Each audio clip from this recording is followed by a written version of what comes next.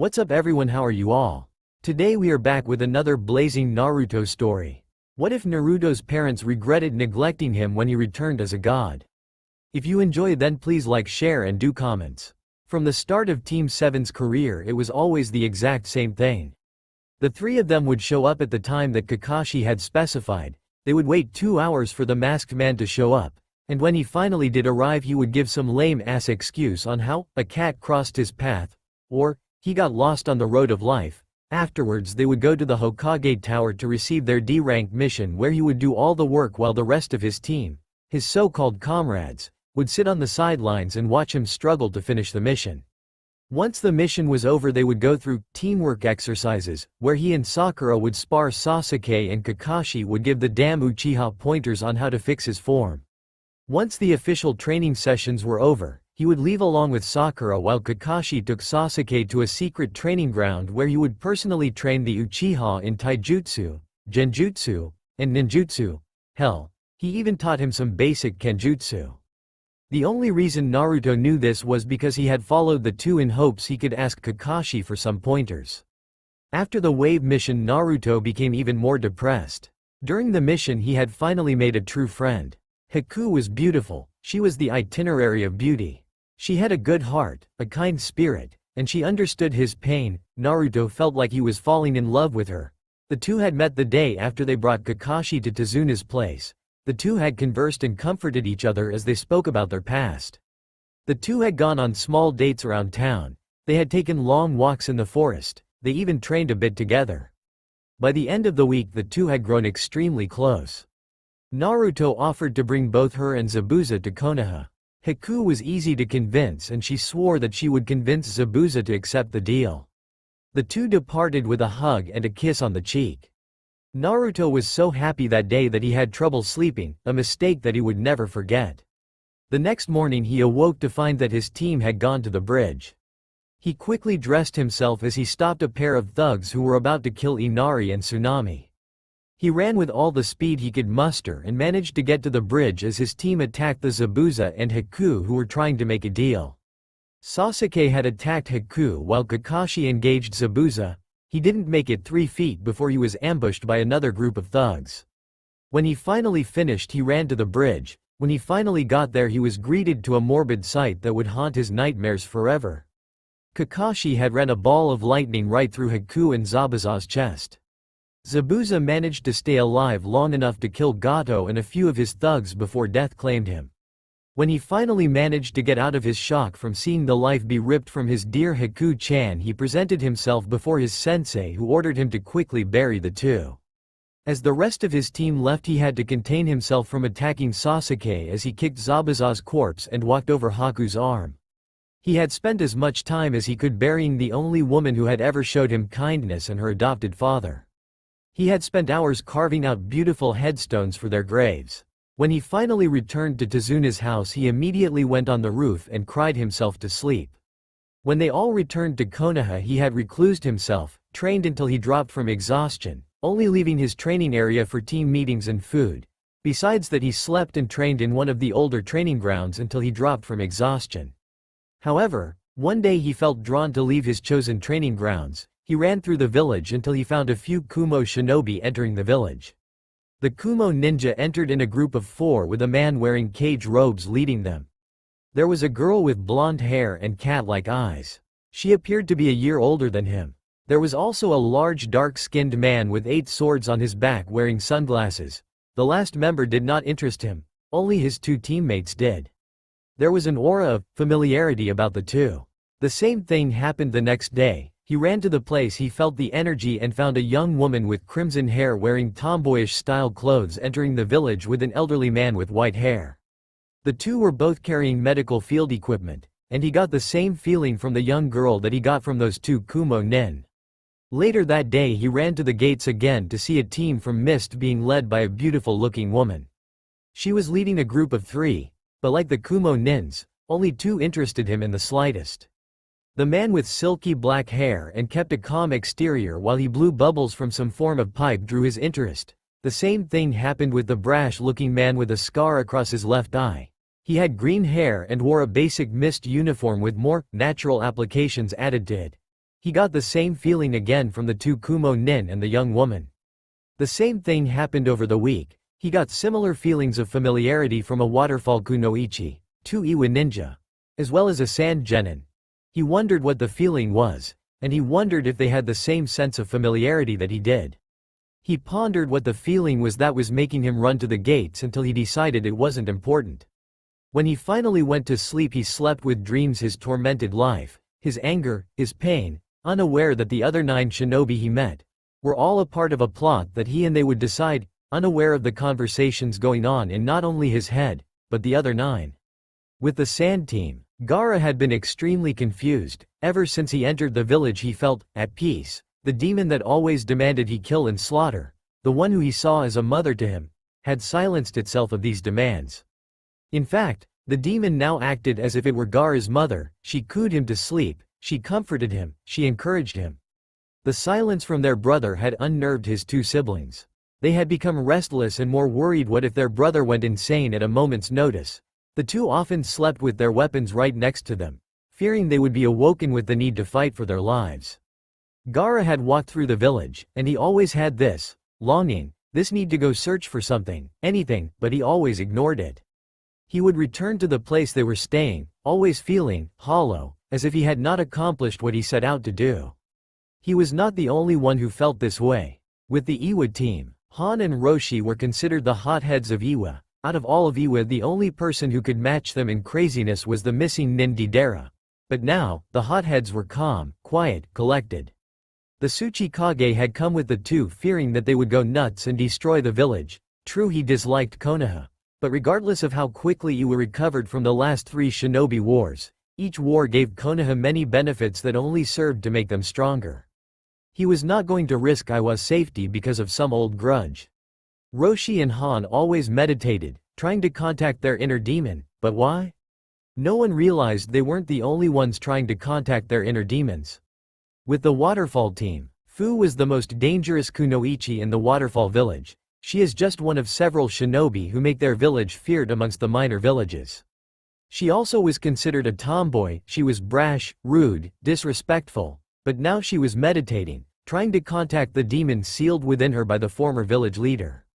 Most believe the old leader died from drinking the hero's water, when in reality he died using a forbidden jutsu to seal the demon inside of her newborn body. She was told of her status as a Jinchuriki from the moment she turned 5 and was trained to be the strongest kunoichi of her time. Some even wondered if she could hold her own against some whirlpool ninja. If there were any still alive, that is. The young kunoichi was quiet while the rest of her team drank and gambled in the red light district, unaware that she wasn't the only demon container in Konoha. With the mist team, Yagura and Utakata sat facing each other as they sharpened each other's blades while the Godem Mizukage watched them. She was charged with keeping an eye on Yagura since she was the one who gave the tyrant Mizukage a second chance.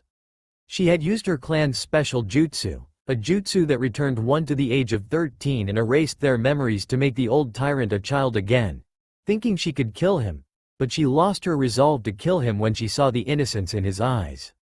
She took the title of Mizukage and gave Yagura a second chance.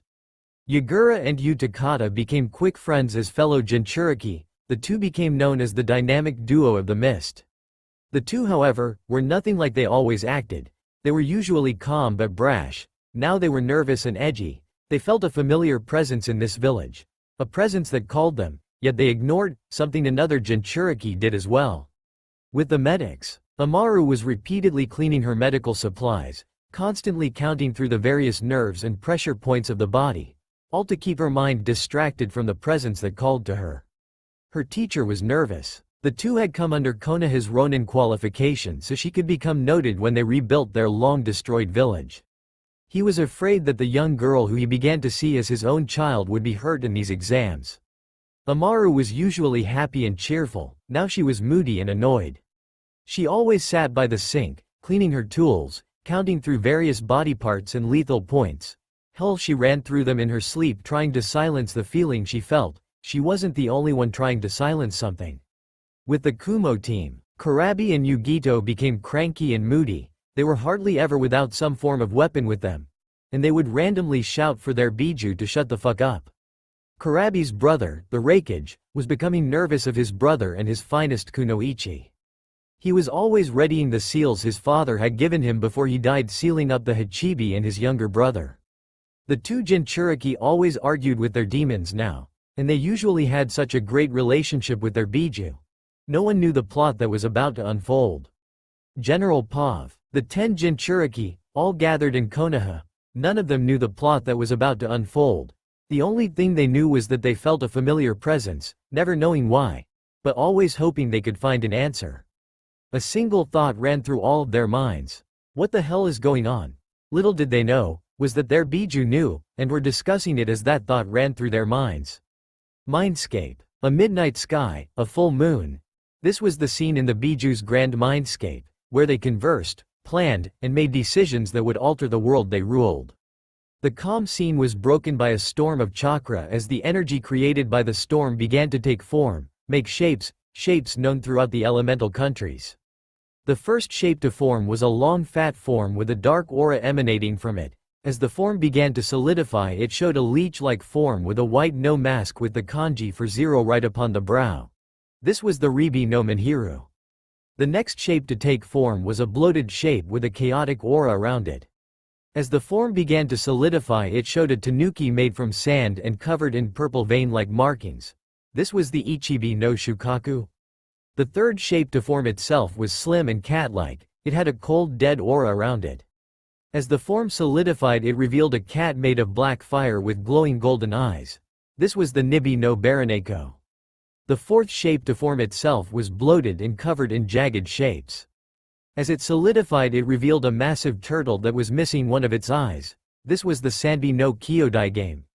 The fifth shape to be revealed was slim yet bulky, almost humanoid in appearance. As it took full form, it revealed a massive red monkey covered in fire. Its fangs were like massive swords. This was the Yanbi no Saru. The sixth shape was one of the largest. It had a slim figure with a bulky body with a slim and narrow head.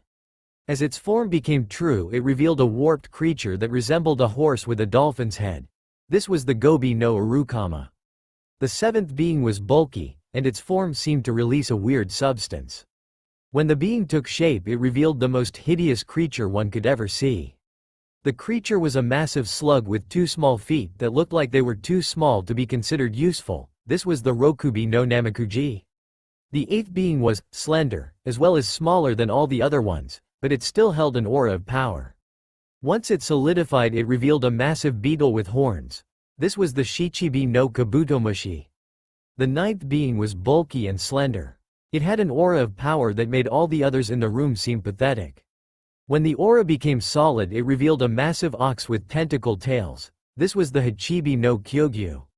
And the final form, the one that emanated a power so great that it made all the others tremble in fear, was slender and muscular. As the great aura solidified, it revealed a fox, a massive fox that outsized and outpowered all those in the mindscape. This was the Kyubi no Yoko, current leader of the Biju since the true leader's passing. Kyubi looked around at his brethren, the demons who he fought with for the last 300 years.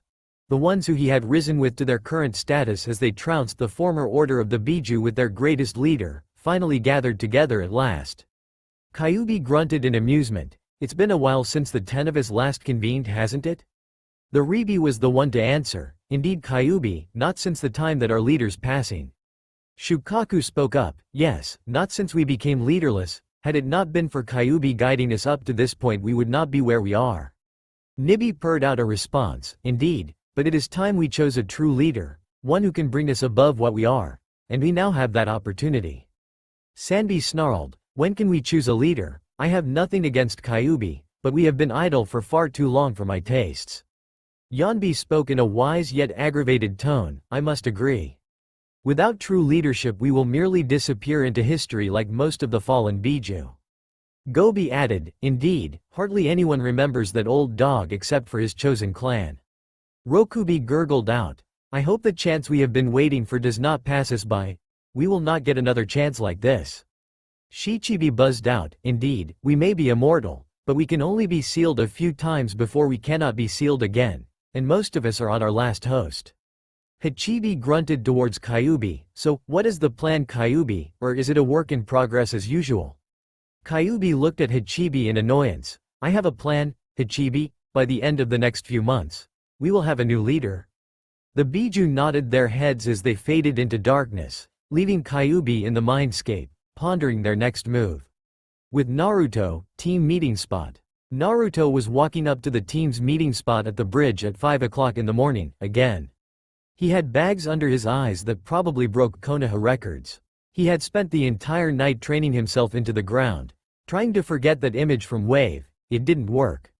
Every time he closed his eyes he saw Haku's mangled corpse as he buried her in the ground.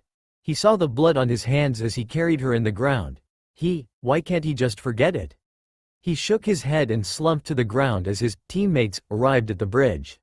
Oh, Sasuke-kun, want to go on a date with me tonight? Naruto snorted at the annoying banshee. How the hell could I have ever liked her? No, Naruto made a mental note. That's the 50th time he has rejected her since we returned from Wave. The two noticed Naruto and decided to comment, hey Dobi, why do you even bother showing up when everyone knows you won't make it as a shinobi? Sasuke waited for Naruto's response. When he got none he grew angry. Answer your superiors, Dobi. Naruto merely glanced at Sasuke and went back to ignoring him. Sakura shouted her agreement. Yeah, Dobi, you should be on your knees thanking Sasuke for acknowledging your existence. Naruto clenched his fist and released a small amount of killing intent. It wasn't much, but it was more than enough to make the other two tremble in fear. Naruto, the baka is never like this. How can the Dobi release such killing intent? I should be the one to have this skill and power. Naruto stopped releasing killing intent as Kakashi entered the field. Kakashi saw that his two favorite students were trembling worse than Tei did on the Wave mission. He looked to see that Naruto had no reaction. He narrowed his eyes thinking that the Dobi had caused this. Naruto, what did you do to your teammates? Naruto glared at Kakashi and snarled out a response. I shut them up, Hitaki, get used to this. Naruto got up and walked in front of Kakashi. Now, what excuse will it be today? I am not in the mood today, so I would like to know why you are late so I can get to training myself since you clearly only care about the Uchiha. So, Kakashi released a small amount of killing intent that didn't even faze the blonde. He sighed and rubbed his temple. Okay. I had to get these papers so you three could sign up for the Chunin exams. Kakashi pulled out 3 forms. Before he could pass them out, Naruto snatched one out of his hands as he quickly signed the form and shoved it back in the Jonin's hand. Is that all? Kakashi sighed and nodded his head as Naruto left the field. The other 2 genin quickly signed the papers as they followed the blonde, wondering what was going on with him. With Naruto was walking through the village, that same feeling that has been driving him crazy for the last 2 weeks occurring again and again. Ever since those people entered the village he felt incomplete, as if there was something he needed to accomplish. Naruto was about to make a left turn when, hey Naruto. Naruto turned around to see Sakura coming up the street. What the hell is wrong with you, Dobi? You ignored Sasuke. You disrespected Sensei? What the hell is going on here? Naruto turned around and began walking off, and on top of that, you haven't asked me for a date once since we got back from Wave. What's the deal? Naruto just kept walking. I'm talking to you. She ran after him as a square stone came out in front of her. She tried to stop but ended up tripping right over the rock, crushing it. Wait, what? Naruto heard a crash and turned around to find Sakura laying on top of box that was on top of Konohamaru and 2 other brats. Konohamaru? Why are you crushed under Sakura? Konohamaru smiled at the blonde and shouted. We were training, boss. We were looking for you so you could play ninja with us. Naruto chuckled at the 3. That is until Sakura put her 2 cents in. PSH, what would a ninja be doing playing ninja? The 3 kids looked at Sakura and then at Naruto. The little girl amongst the brats raises her hand and starts shaking it in the air. Naruto noticed this. What is it, kid? The girl stopped shaking her hand. Is she your girlfriend? Naruto quirked an eye at the girl's question and let out a soft and sad chuckle. No, she isn't. Naruto turned to walk off, nor will she ever be. Sakura was shocked at Naruto's proclamation. She wondered what had happened to the blonde. Konohamaru ran up to Naruto and tried to get him to talk. When that didn't work, he decided to grab Naruto's shuriken pouch and began running off with it. Hey, give that back, you brat. Naruto chased after Konohamaru. He was about to make a jump for the brat when he noticed a man wearing a black catsuit. He was one of the genin who came into the village with the sand genin that caught his interest. Konohamaru turned around and ended up running right into the sand genin. He looked up as his shirt was grabbed by the catman with makeup. "You little shit. I ought to teach you some manners." The genin was about to hit him when the blonde-haired kunoichi next to him grabbed his wrist. "Kankuro, now is not the time. If you want to hit someone, wait for the exams, or he will be angry." The one known as Kankuro shivered a bit and threw the kid to the ground. "Fine Tamari, where the hell is Gaara anyway?" Kankuro looked up to see Naruto glaring at him. The two glared at each other until Naruto quirked an eyebrow. He then snapped his head towards the tree as he saw the sand genin that caught his interest appear in a swirl of sand. He was followed by Sasuke appearing in a swirl of leaves. Naruto stared at the sand genin. This was one of the genin that released an aura of familiarity, but why? Gaara was staring at Naruto as Sasuke appeared right next to the blonde. "What is your name?" Sasuke smirked and answered, "My name is Uchiha Sas." He was silenced by a glare from Gaara. "Not you." He turned his attention towards Naruto, him. Naruto went wide-eyed. Why was this guy asking for his name? "My name is Uzumaki Naruto." Gaara glared at him again. "Who do you contain?" Naruto was shocked beyond belief. How did this guy know he contained a Biju? Gaara was curious about why he was asking that question, but it was what his mother wanted. "Yes. Which Biju do you sire?" Naruto swallowed a lump in his throat. "Kyuubi no Yoko. How did you know what I was?" Sasuke and Sakura looked at Naruto in shock and fear. He was the container of the demon that almost destroyed their village years ago? Gaara smiled. "I know, for I contain one of its brethren, the Ichibi no Shukaku. We will meet again." Gaara shunshined away in a swirl of sand as his teammates followed. Naruto was still wide-eyed, but he was excited. There was another like him. He wondered if there was any others in the world. He smirked and continued to walk off as the 5 individuals with him stared at him with fear. The next day, Naruto arrived at the front of the academy where they would all be testing for Chunin. His teammates had arrived and were keeping their distance from him. He smiled as they all walked into the building. Naruto walked up the stairs of the academy as his teammates followed behind him, keeping their distance. Naruto walked up 2 flights of stairs when he stopped. He noticed an irregularity in the air, as if something was manipulating his senses to make him perceive something else. "Genjutsu," he mentally thought to himself. He looked to his left to find that there was a large group of people standing in front of a room that said 301, but any fool could figure out that it was a genjutsu. He smirked as he began walking up the stairs. "Hey you!" Naruto snapped his head to find that Sasuke and Sakura had walked over to the small group. "He better not be doing what I think he is doing."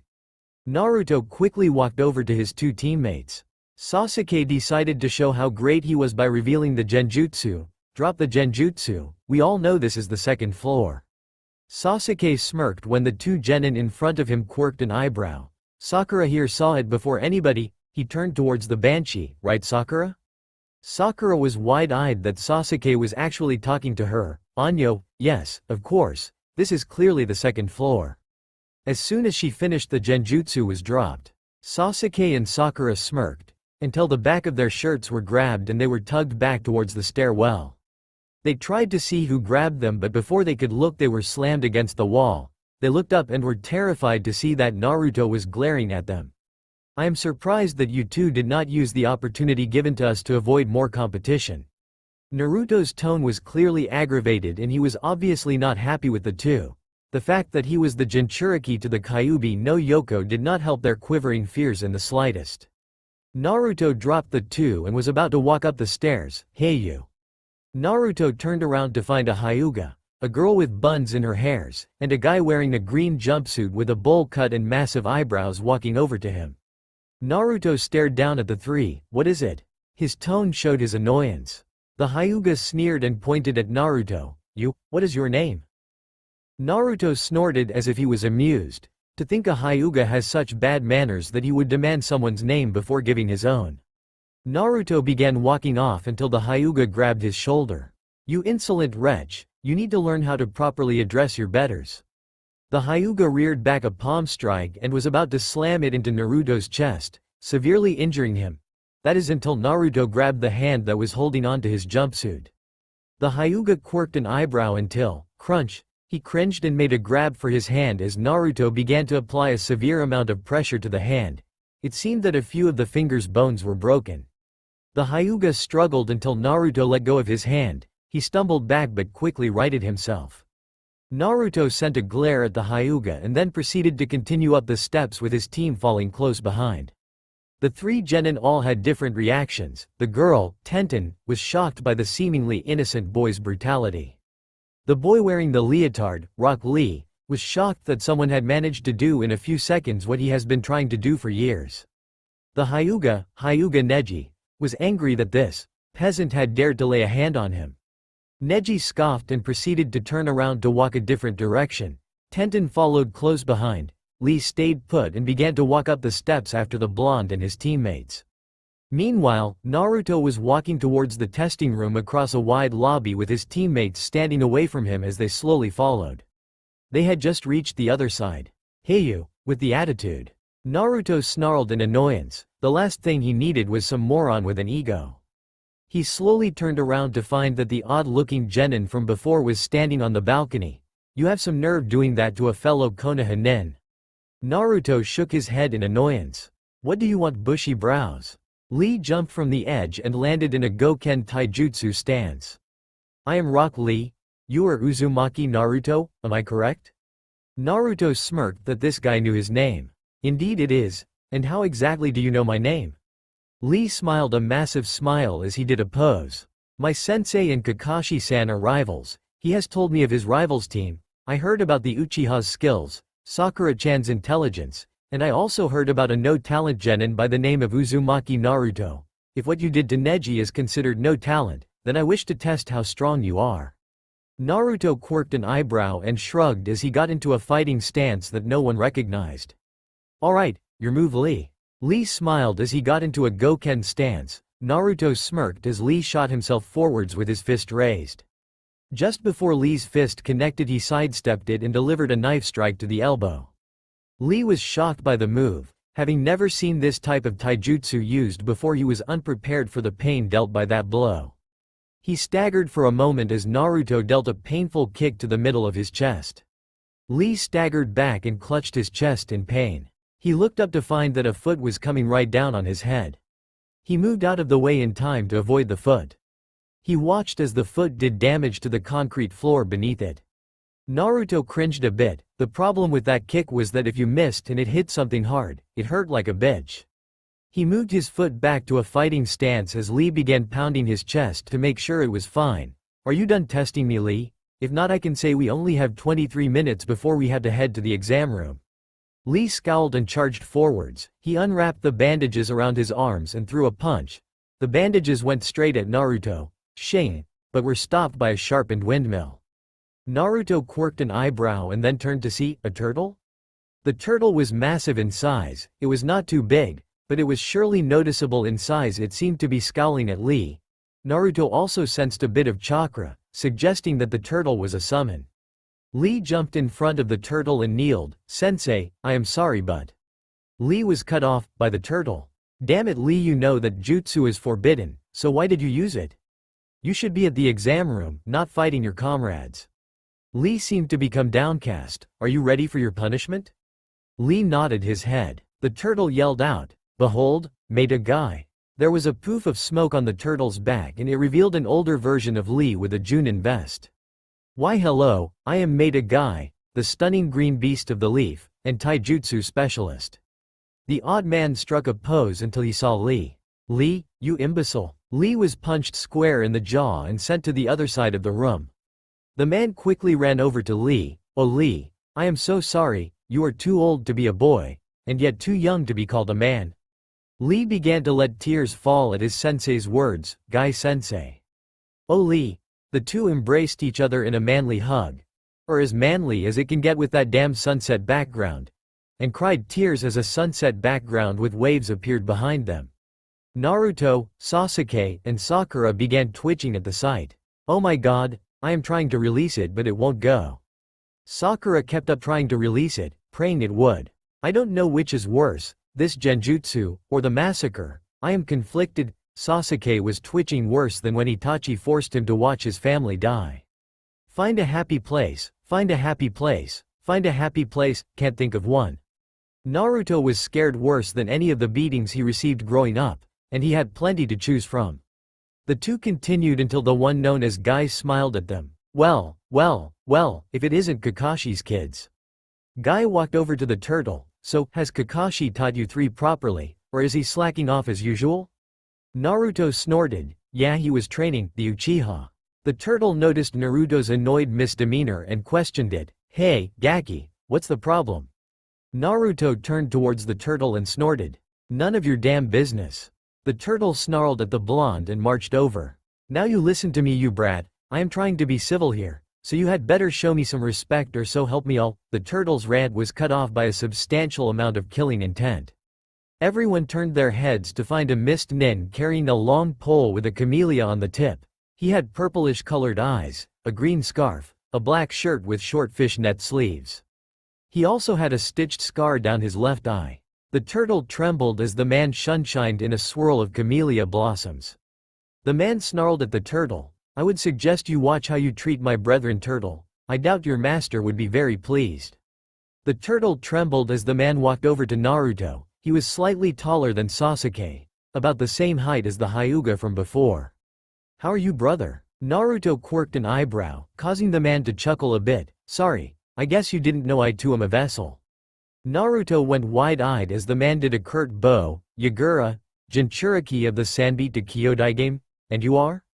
Naruto began to sputter, excited that there was another like him. Uzumaki Naruto, Jinchuriki of the Kyuubi no Yoko. Lee was shocked that there were two Jinchuriki containers. Everyone else watched in fascination as the two conversed. Yagura looked at the clock and frowned. We better get going, brother, or none of us will become Chunin. Yagura walked off. He then turned towards Naruto. I look forward to fighting you, my brother. He then walked through the doors to the testing room where the other two mist nin on his team were waiting for him. Naruto turned towards his team who were trembling. Come on. Naruto began walking towards the testing room as his teammates followed. The moment that they got in front of the testing room, Kakashi appeared right in front of Naruto and sent a small hard glance at Naruto. The same thing from the anime happened. Naruto walked through the doors and saw the 100 or so genin in the room. He smirked as he saw Gaara and Yagura. The two Jinchuriki brothers smiled back at him. Hey guys. Naruto turned to see Ino running up to them with Choji and Shikamaru trailing behind. How are you guys doing? She smiled as Sasuke came into the room. She quickly glomped him, which Naruto rolled his eyes at. Well, it looks like the whole gang is here. Naruto watched as Kiba and his team walked up to them. Naruto watched as Hinata got a dreamy look in her eyes from watching him. Naruto quirked an eye, wondering why she had that look. He shrugged and paid it no mind, thinking that she was looking at someone else. Hey, you lot should keep it down. Naruto and the gang looked to see a white-haired Konoha genin with glasses begin to walk up to them. This isn't the place to go shouting around. But I guess the cute little rookies wouldn't know this. Anyway, my name is Yakushi Kabuto. Kabuto looked at the 9 genin and smirked. Hey, do any of you want information on some genin? Naruto looked at Kabuto with a calculating eye as Sasuke walked up. I would like information on Sabaku no Gaara, Rock Lee, and Uzumaki Naruto. Naruto glared at Sasuke, who noticeably flinched, confusing everyone in the vicinity. Oh, you know their names? That's no fun. Kabuto reached into his ninja pouch and pulled out a deck of blank cards. Naruto quirked an eye until he noticed that Kabuto was pouring a bit of chakra. The card showed a picture of Sabaku no Gaara with his various stats. Okay, let's see here. Sabaku no Gaara, genin rank, has been on 5 D ranks, 2 B ranks, and 1 A rank. He has never been scarred in his life. Impressive. Kabuto took out another card and began charging chakra into it. The card showed Rock Lee and his various stats. Next up is Rock Lee. He has no skill in ninjutsu or genjutsu due to a disease he received from his mother, has been on 23 D ranks, 5 C ranks, and is extremely skilled in Goken Taijutsu. Not bad. Kabuto pulled out one more card and charged chakra into it. The card showed Uzumaki Naruto along with his stats. Last but not least, Naruto, surprise me shitless Uzumaki, Naruto scowled at the genin's attempt to make a joke out of his surprise. Has chakra reserves that are beyond Junin, is incapable of using low-level genjutsu. Low-level ninjutsu is also beyond his reach. Is only capable of ninjutsu and genjutsu that are B rank or above, maybe high C rank. Everyone was staring at Naruto with surprise, and a bit of fear from Sasuke and Sakura. Surprisingly, he is the dobi of his class. He has been on 12 Team D ranks, 5 solo D ranks, and 1 Team A rank with a single solo A rank before he even became a genin. I must say I am impressed. Not many genin can claim to have done a solo A rank directly received from the cage of their village. Naruto smiled at him, but released a bit of killer intent. By the way, do you happen to have stats on the various villages? Kabuto smiled as he took out another card and charged chakra into it. The card immediately showed a map of the elemental nations with the village stats showing next. There are over 12 teams from Konoha, 3 from Suna, 6 from Iwa, 1 from Taki, 5 from Kiri, as well as a few Ronin with qualification from the daimyos. Also, there is 1 team from the new Otto village. But I wouldn't worry about them. They are probably beneath most of you guys anyways. Besides that, there are mostly ninja from the smaller villages. Kabuto smiled as Naruto's killing intent let up. Meanwhile, the team of Otto Nin were glaring at Kabuto. They got even more pissed when Naruto shouted out that he would kick those weakling Otto Nin's asses. The one that looked like a mummy got a face tick and turned towards his 2 comrades, all for kicking the blonde's ass. Say I. The bandaged man smirked. It was unanimous. They jumped over the other genin and charged at the blonde. No one noticed the 3 ninja about to intercept them. Naruto turned his head as the 3 Otto genin charged at him. Naruto snarled and got into a fighting stance as they all were about ready to strike. Clang, crunch, shang. Naruto looked up to see a giant of a man wearing samurai armor and some sort of steam machine grabbing the mummy mont's wrist gauntlet. A man wearing old traditional guard robes and had a red mark go across his face held a knife at the spiky-headed Otto genin's throat. The young red-headed woman was behind the Otto kunoichi and had a scalpel at her throat. The large man spoke with a booming voice. I would suggest you think before you attack someone. The other man spoke as he pressed the knife closer to the genin's throat. You never know who is watching their back. The young woman turned her head towards Naruto. Isn't that right, brother? Silence. Everyone was shocked how the young woman referred to Naruto. Were they related, or was it just some witty remark? Kiba voiced the thought on everyone's head. Brother. I thought Naruto was an orphan. Naruto looked at Kiba and smirked. They are family by a different way. Naruto glanced at Sasuke and Sakura. Right guys? The 2 genin shivered as they nodded their head, knowing exactly what Naruto meant. Naruto smiled and turned towards the 3. I hope to see you 3 in the exams. The 2 men turned around and smiled at Naruto, or I smiled in the samurai's case. Indeed, brother. The 3 walked off as the rest of the genin in the room shivered at the presence of the 4. It didn't help that 5 others began releasing the same aura. Not even a second later, a large bear-like man came into the room. Alright you maggots. I am the proctor for the first exam, Morino Ibiki. 5 minutes later they were inside a room with desks and papers. Everyone sat down as the proctors examined them. The bear-like man spoke up, getting everyone's attention. Alright. These are the rules, and no one interrupts me, or you all will fail. Everyone was extremely quiet at that point. Good, there are 10 questions. You will be answering the first 9 during the first 45 minutes. The last 15 minutes will have the final question. If you cheat, then you will be docked down 2 points for each found cheating attempt. If you lose all 10 points, you will fail and be removed from the testing area. Begin. Pencils were scraping against the desks the moment he finished. Naruto noticed that 2 teams were answering questions faster than he expected. They had to be plants. Naruto looked at his test and cringed. There was no way he could answer these types of questions. They were beyond what genin were capable of. Naruto sighed, until, Naruto-kun. Naruto turned to find that Hinata was sitting next to him. If why you want, you can see copy my answers. Hinata slowly edged the paper. When the paper was almost to him, Naruto sent a small amount of chakra that made Hinata stop. She looked at Naruto to see him shaking his head. Hinata nodded, but was obviously upset she couldn't help. Naruto looked at his test again. How could he possibly answer these questions? Naruto sighed, but his attention was caught by a small beetle that released an odd aura. He looked to see that the beetle was making scratches in the table that only caught his attention. He watched as the message became clearer. "Brother, I know you are having trouble, so I sent a Yuki-charged centipede to give you some assistance. Only you and our brethren will be able to see it, and our brethren will not betray each other, no matter the circumstances. Sincerely, Fu, Jinchuriki of the Shichibi no Kabutomushi." Naruto smiled as the centipede began writing out the answers. He smiled as he began writing down the answers that the demonic centipede wrote them. He finished writing the answers and decided to kick back as the centipede crawled back to its master. Fu was pleased that her pet managed to help her brother. She and the Shichibi discussed that it would be beneficial for her to help her brethren, even if it meant betraying her village. She sent a small ant towards another one of her brethren that she thought was having trouble. By the end of the 45 minutes, many teams had been removed, leaving all the Jinchuriki teams and a few non-Jinchuriki teams to their own. All that was left was the 10th question. Ibiki was surprised that so many had managed to get this far. He was inwardly smiling. The next test would cut their numbers at least in half. Alright, listen up. You may have answered the first 9 questions, but the 10th question is harder than all of them. Although a few rules will be placed beforehand, Ibiki waited for the genin to quiet down before he continued. The 10th question, you have a choice to take it or not, but if you refuse to take it then you will automatically fail, and not be allowed to take the exams until next time. Tamari from the Suna team stood up. Then why wouldn't we take it? Ibiki gained a dark smirk as he answered. Because if you take the question and fail it, you will never be allowed to take the Chunin exams ever again.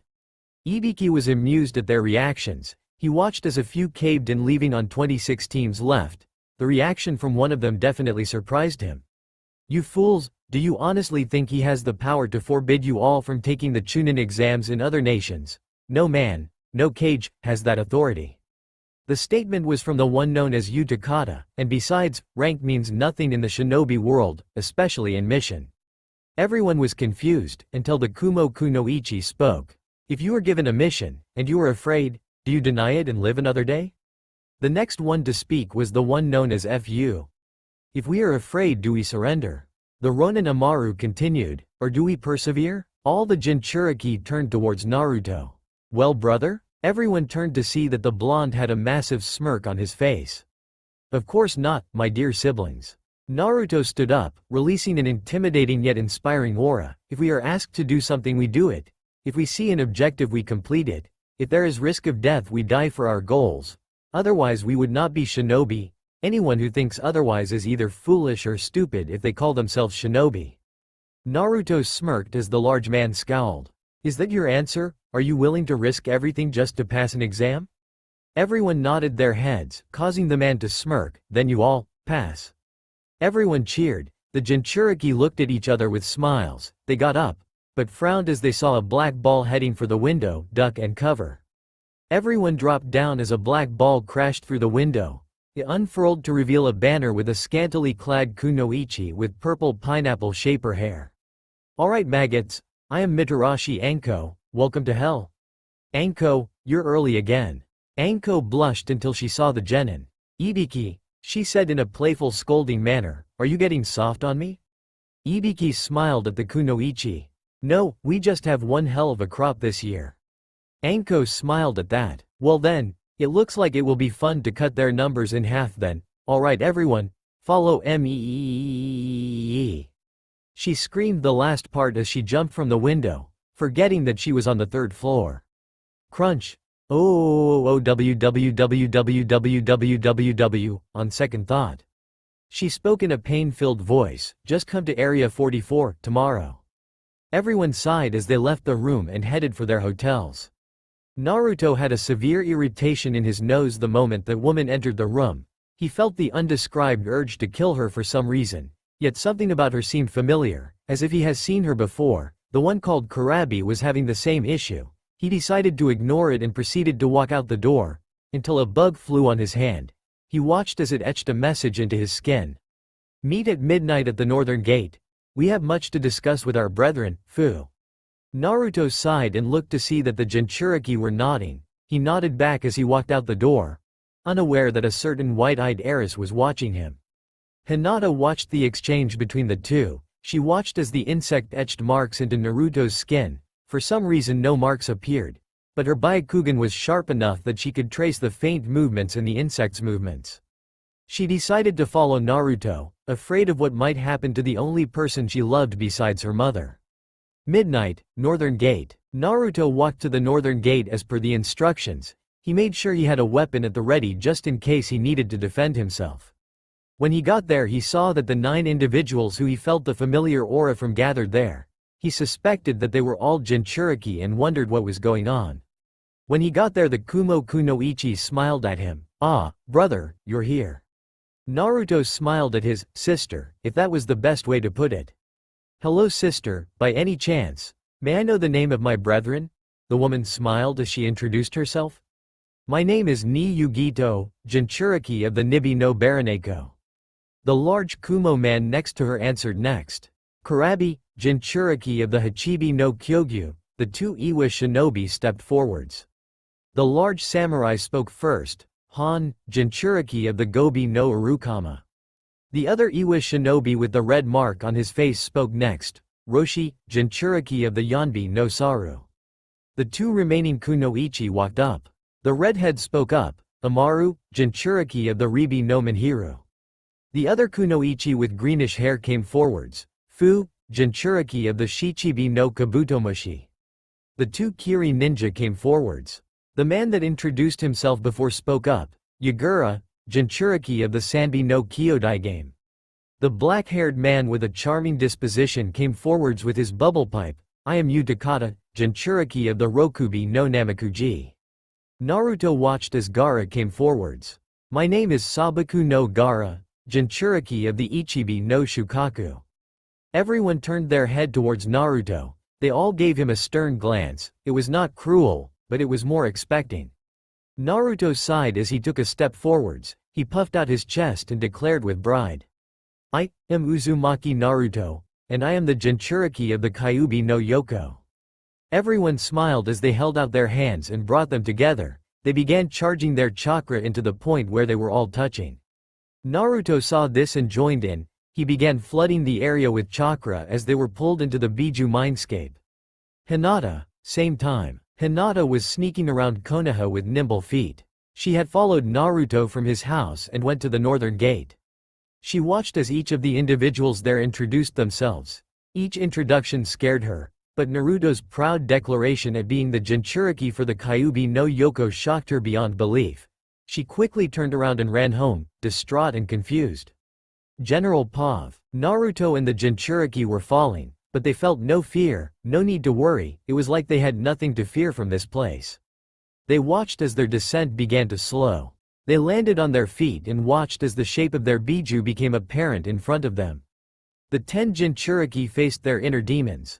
Literally, as the 10 lords of nature kneeled so they could better speak to their hosts. Kyuubi started. "Naruto, we meet at last." Naruto smiled at the giant fox. "Hey Kyuubi, how are ya doing?" Kyuubi chuckled at his container's question. "I am doing fine, but for now, we must discuss what is to happen during the Chunin exams." Naruto straightened up as Kyuubi puffed out his chest. "During the Chunin exams, you 10 will have to make it to the final rounds of the exams. And I do mean all of you. If even one of you are not present in the final rounds, then our plan will fail. I will not give any information besides that, for now." Naruto nodded his head as Fu spoke up. "Kyuubi, what is the purpose of this plan?" Kyuubi chuckled at the young kunoichi and turned towards her. "What is to happen, is that one of you will become more than what you once were. One of you will be granted a title all demons have sought. One of you will become the new Jubi." The Jinchuriki siblings stared at Kyuubi, shocked at what he had just said. "The Juubi. Are you serious, Kyuubi?" Utakata shouted, completely shocking his friend Yagura. He was normally very calm, but then again the idea of becoming the Jubi was probably too much to handle. Naruto was actually stuttering, trying to respond to what his Biju had said. Gaara was actually twitching with shock. Yugito had dinner plate eyes. Yagura's jaw was wide open. Han and Roshi were trying to support each other from being so shocked. Fu was speaking in random gibberish, not being able to form coherent words. Utakata was hyperventilating, Amaru dropped her medical scalpel, and Kurabi was trying, and failing to rap out a response. Kyuubi smiled at the reactions. Yes, did I stutter? One of you will surpass the others and become the Jubi, but there is a process that must be adhered to before any of you can become the Jubi. Everyone, including the Biju, looked at Kyuubi. Kyuubi-sama. Kyuubi looked to his surprise to see Naruto actually calm. What is the importance of the Jubi? The Biju looked irritated for a minute. One of the Biju even shouted their feelings. You insolent ninjin, the Jubi is the greatest title anyone could ever ask for. How dare you ask its importance? I should. Sanbi's rant was cut off by Nibby smashing her flaming tails in front of the massive turtle. Be silent, Sanbi. Ninjin have no knowledge of our systems of command, so it is not surprising that he would ask its importance. Sanbi looked down, realizing he had overreacted, again. He looked at Naruto and bowed his head. Naruto, forgive me, I overreacted. Naruto looked at the Sanbi and smiled. All is forgiven, but I have a question. Could you possibly tell us of your demonic ranking system? I just want to know so that I don't show disrespect in the future. The Biju looked at Naruto in confusion, but it quickly turned to glee that a ninjin wanted to know of their ranking system, especially given the hateful prejudice towards their race. Kyuubi stepped forwards and smiled. It is no trouble, Naruto. The demon ranking system has long since been forgotten by ninjin, and we have no problem explaining to you what the actual rankings are. Kyuubi sighed as he lay down. You might want to get comfortable, our history is extensive, even to the most devoted scholars. The Biju and Jinchuriki sat down, seats forming under them that they imagined up. Kyuubi turned towards his brethren and nodded his head before he began speaking. The rank of Biju is as old as the third demon era. We are in the fifth era. It was created when the old demon lords began vying for power. Wars broke out that sent nations, empires, innocents, into the pages of histories. The leader of the demons felt that one supreme lord cannot keep all of them in check. So in his efforts to bring about peace, he created a new caste system of 12 lords, with the demon imperial leading the group. The 11 Biju would rule over their given territories, while the imperial would keep the loose ends in check. He chose to signify the rankings through number of tails, with the Ribi being of lowest ranking, while the Jubi held the highest ranking. For the first era, the title of Biju was a status that was highly honored amongst our kind, even the most noble of the demon clans showing reverence to the Biju. However, during the reign of the fourth demon imperial, the status of Biju became an inherited icon, rather than an earned icon as the lord before him intended. The rank of Biju became passed down through the clans of the noble families that honored the fourth lord. The clans that honored him were the noble families of the frog, snake, badger, dog, weasel, rooster, shark, bee, bat, and fallen dragon clans. The title of Biju was inherited in the strongest member of each of these clans for over 4,000 years. Those that viewed this as a direct denial of the 3D Lord's plan were quickly executed. Over time, the title of Biju was a title that only those of those 10 noble families could have, and each member of the clan received the same title as the one before them, no matter the difference in power. One day, I and my brethren, referring to the Biju, decided it was time that the title of Biju had to be removed from inheritance. So we spent over 1,000 years training, along with a young demon prince of one of the noble clans, to take down the current Biju, as well as the ruling lord. We gathered the forces of our clans and brought our armies against the ruling lords, crushing all opposition in our path.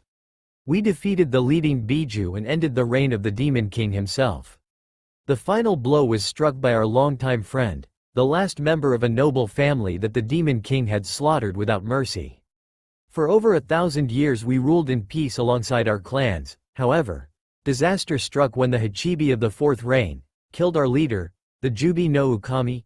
She was giving birth to her newborn pup, when the Yamato no Orochi killed her and devoured her child. Kyuubi began to dig his claws into the ground, letting a few tears fall from his eyes. How could a member of a clan that preached that the weak must be protected kill a defenseless mother and her pup in cold blood? Kyuubi released a substantial amount of killing intent, knocking most of the Biju and all of the Jinchuriki back. He noticed that they were all quivering in fear. He quickly let up his killing intent as he let a sad sigh escape his breath. Forgive me, it's just that we all dearly cared for our departed leader. Even the fifth lord was hard-pressed to move on from her death. Kyuubi sighed. Anyways, Demonic ranking system is basically the Imperial Lord ruling everything while the Biju cover the smaller details while directly reporting back to them. When the Jubi died there was a rift in power. With the death of the Jubi I had to take command, but since I was not strong enough I could not take the title of Jubi myself. But our Lord came up with a plan.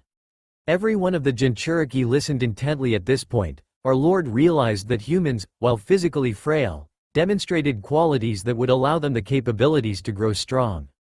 However, the Demon Lord could not leave our kingdom to find a human worthy of the title.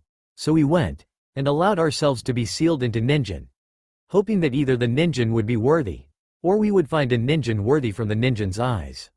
However, we could only be sealed a few times, depending on our levels of power. I can only be sealed once, while Ribi can be sealed a number of times. We spent 300 years searching for a worthy Ninjin to become the Jubi. When we were all put into Jinchuriki it presented an opportunity. We decided that the strongest of our hosts would become the Jubi, and our Lord did not disagree. Naruto nodded along with the other Jinchuriki. Kyuubi smiled and then immediately became serious. Our time is up. You all must return to the real world. If you have questions just meditate until your Biju comes before you. The Jinchuriki phased away in a mirage pattern and returned to their world. The Biju also phased out, leaving Kyuubi alone. Kyuubi quickly used his claws to reach behind him. He then dragged the paw right in front of him and turned it over so that a massive black claw was sitting in his paw, Urufu-chan. Kyuubi placed the claw over his heart as he phased out, a single tear flowing from his eye. Next day, Forest of Death. Naruto arrived to the Forest of Death an hour early along with his brethren. He looked around and saw that everyone else was arriving. He looked around for his teammates to find them walking up to him. Naruto watched as the two walked up to him in total fear. Hey guys, hope you two are ready for this. The two nervously nodded, to which Naruto simply rolled his eyes. He turned towards Anko, who seemed to still be limping a bit, but otherwise she was okay. He noticed that Kurabi was glaring at her. He himself found himself wanting to attack her for some reason, but something about her just kept him from attacking her. Alright maggots, this is the Forest of Death. You won't find a deadlier forest here in Konoha. This is where many of you will die, so I am going to have to ask you sign these waiver, cause I really don't want to have to deal with the paperwork. Anko smiled as Naruto scoffed. I don't need to sign anything, cause no one will care if I die. Anko let a sad look cross her eyes, but snuffed it out with a sadistic smirk. She quickly shunshined behind Naruto and placed a kunai at his throat. Anko whispered into his ear. You're wrong, people do care. Naruto let a bit of shock cross his features, but quickly snuffed it out as he pulled out a kunai and stopped a kunai that was coming for Anko's throat. He looked at who it was that had the kunai, and was filled with a murderous intent 100 times worse than when he was around Anko. He even heard Kyuubi become agitated. He was screaming for him to kill him, but he wasn't able to understand what Kyuubi was saying. Anko looked at the grass nin behind her and let a sadistic smirk touch her features. I would suggest you back off, it could get you killed. The grass nin smiled and backed off. Sorry, I get so excited by violence that I can hardly control myself, it won't happen again. Anko smirked at the grass ninja and turned towards the rest of the genin. Alright maggots, get to the tent and get your scroll. After that report to your respective gates, now. The genin scrambled towards the tents to retrieve their scrolls, fearing for their lives. Naruto went to get his scroll when he bumped into someone. He fell right onto his ass and looked to find that he had bumped into Hinata. Hinata quickly turned around, confused and afraid. What should I do? I can't tell anyone or I could ruin Naruto's life. But what if Naruto has been taken over by Kyuubi? Then is the Naruto I know truly Kyuubi? But I fell in love with who he is, not his name, so why should it matter? But still. Hinata was confused as to her feelings towards the blonde. She wanted to talk to someone, see if she could make the right choice, but she was afraid to ruin Naruto's life. Naruto meanwhile was gathering with his team at the gate. Sakura and Sasuke were talking quietly so as to make sure Naruto does not hear them. Sasuke-kun, what should we do? We don't know if Naruto is the Kyuubi or if he contains it. It is too dangerous to be with him right now. Sasuke sighed as he pondered the fangirl's words. I know, but we need all three of our teammates to pass this exam, and if worse comes to worse, we can just kill him. Kyuubi or not, he is still the Dobi. Sakura smiled at her. Sasuke-kun's logic. Oh Sasuke-kun, you always come up with the best plans. Hey, after this could we go on a? Sakura started. No. Sasuke turned around and walked towards the gates as the signal to begin was sent. Sakura quickly ran after the two who were already running through the forest, unaware that the grass nin from before was watching their movement. The grass nin had a devious smirk on his face. He watched as his prey entered the forest. Soon, Sasuke-kun, I will have your body, and it will be one more slap into the face of my old nemesis, using the bloodline he created as my power. The grass nin jumped into the forest as his two subordinates scattered, leaving behind trails of skin as they left, skin like a snake's. With Naruto was leaping through the trees with his two teammates following him. He became extremely edgy when he saw Sasuke looking at him with that same look the villagers gave him, hateful fear. It didn't matter to him, he just made sure he had some of his new shuriken. He spent weeks working on them and he finally finished them last night. Naruto jumped over another branch and stopped on a branch before he gave a hand sign for them to stop. Sasuke and Sakura quickly stopped, Sasuke readied a kunai while Sakura pulled out a kunai Kakashi gave her. It was a double-blade kunai. Naruto began sniffing the air. He looked around as he smelled a odd, familiar stench.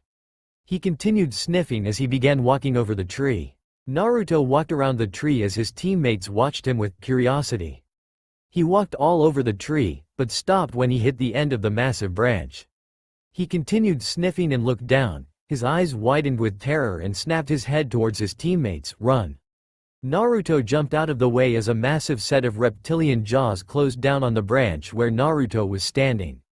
Naruto slammed into Sasuke and Sakura and with a bit of newfound strength thanks to Kyuubi he jumped to a different branch while carrying his two teammates.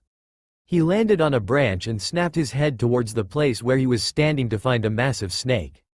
The creature had a narrow jaw and had teeth the size of a long kunai. It had a silver eye with a black slit. The scales looked like massive blades that could cut through the undergrowth. The snake snapped its head towards the three and smiled. The snake was actually smiling at them as it coiled itself around the branch. Naruto got a good look at it and guessed that the snake was about 120 to 135 feet long. It was brown in color with black scar-like markings all over its body. The snake had what looked like a sharpened edge on its tail. Naruto stood his ground as the snake rose itself. Well, what have we here? The Jinchuriki of my master's rival, how fortuitous of me. The snake hissed out in a distinctly female voice. Naruto's eyes went to the size of dinner plates. This thing talked? What the hell are you? Who the hell are you? Naruto pulled out a kunai he had been working on and got ready to attack the snake. The snake chuckled as she answered. Oh, who am I? I am Stenthos. Stenthos launched herself at Naruto and his team. Naruto quickly threw the kunai in her mouth and grabbed his teammates as she curled back in pain. Damn Jinchuriki, you will pay for that. She launched herself at Naruto as he jumped over the incoming snake. She quickly snapped her head towards the blonde who was running down her back. She hissed as she launched herself at the blonde. Naruto smirked as he waited for her jaws to be in range. Stenthos was 100 feet from Naruto when he threw a shuriken at Stenthos. Stenthos paid it no mind and continued her assault. The shuriken then began to click and whir as the blades segmented themselves and launched outwards. They wrapped around Stenthos' mouth and began wrapping around the jaws. Stenthos' eyes widened and she tried to retract, but she found that one of the blades hit a nearby branch. Her eyes widened as Naruto grabbed a blade that landed near him. He smirked as he jumped down as the light hit an invisible string that was directly attached to the shuriken.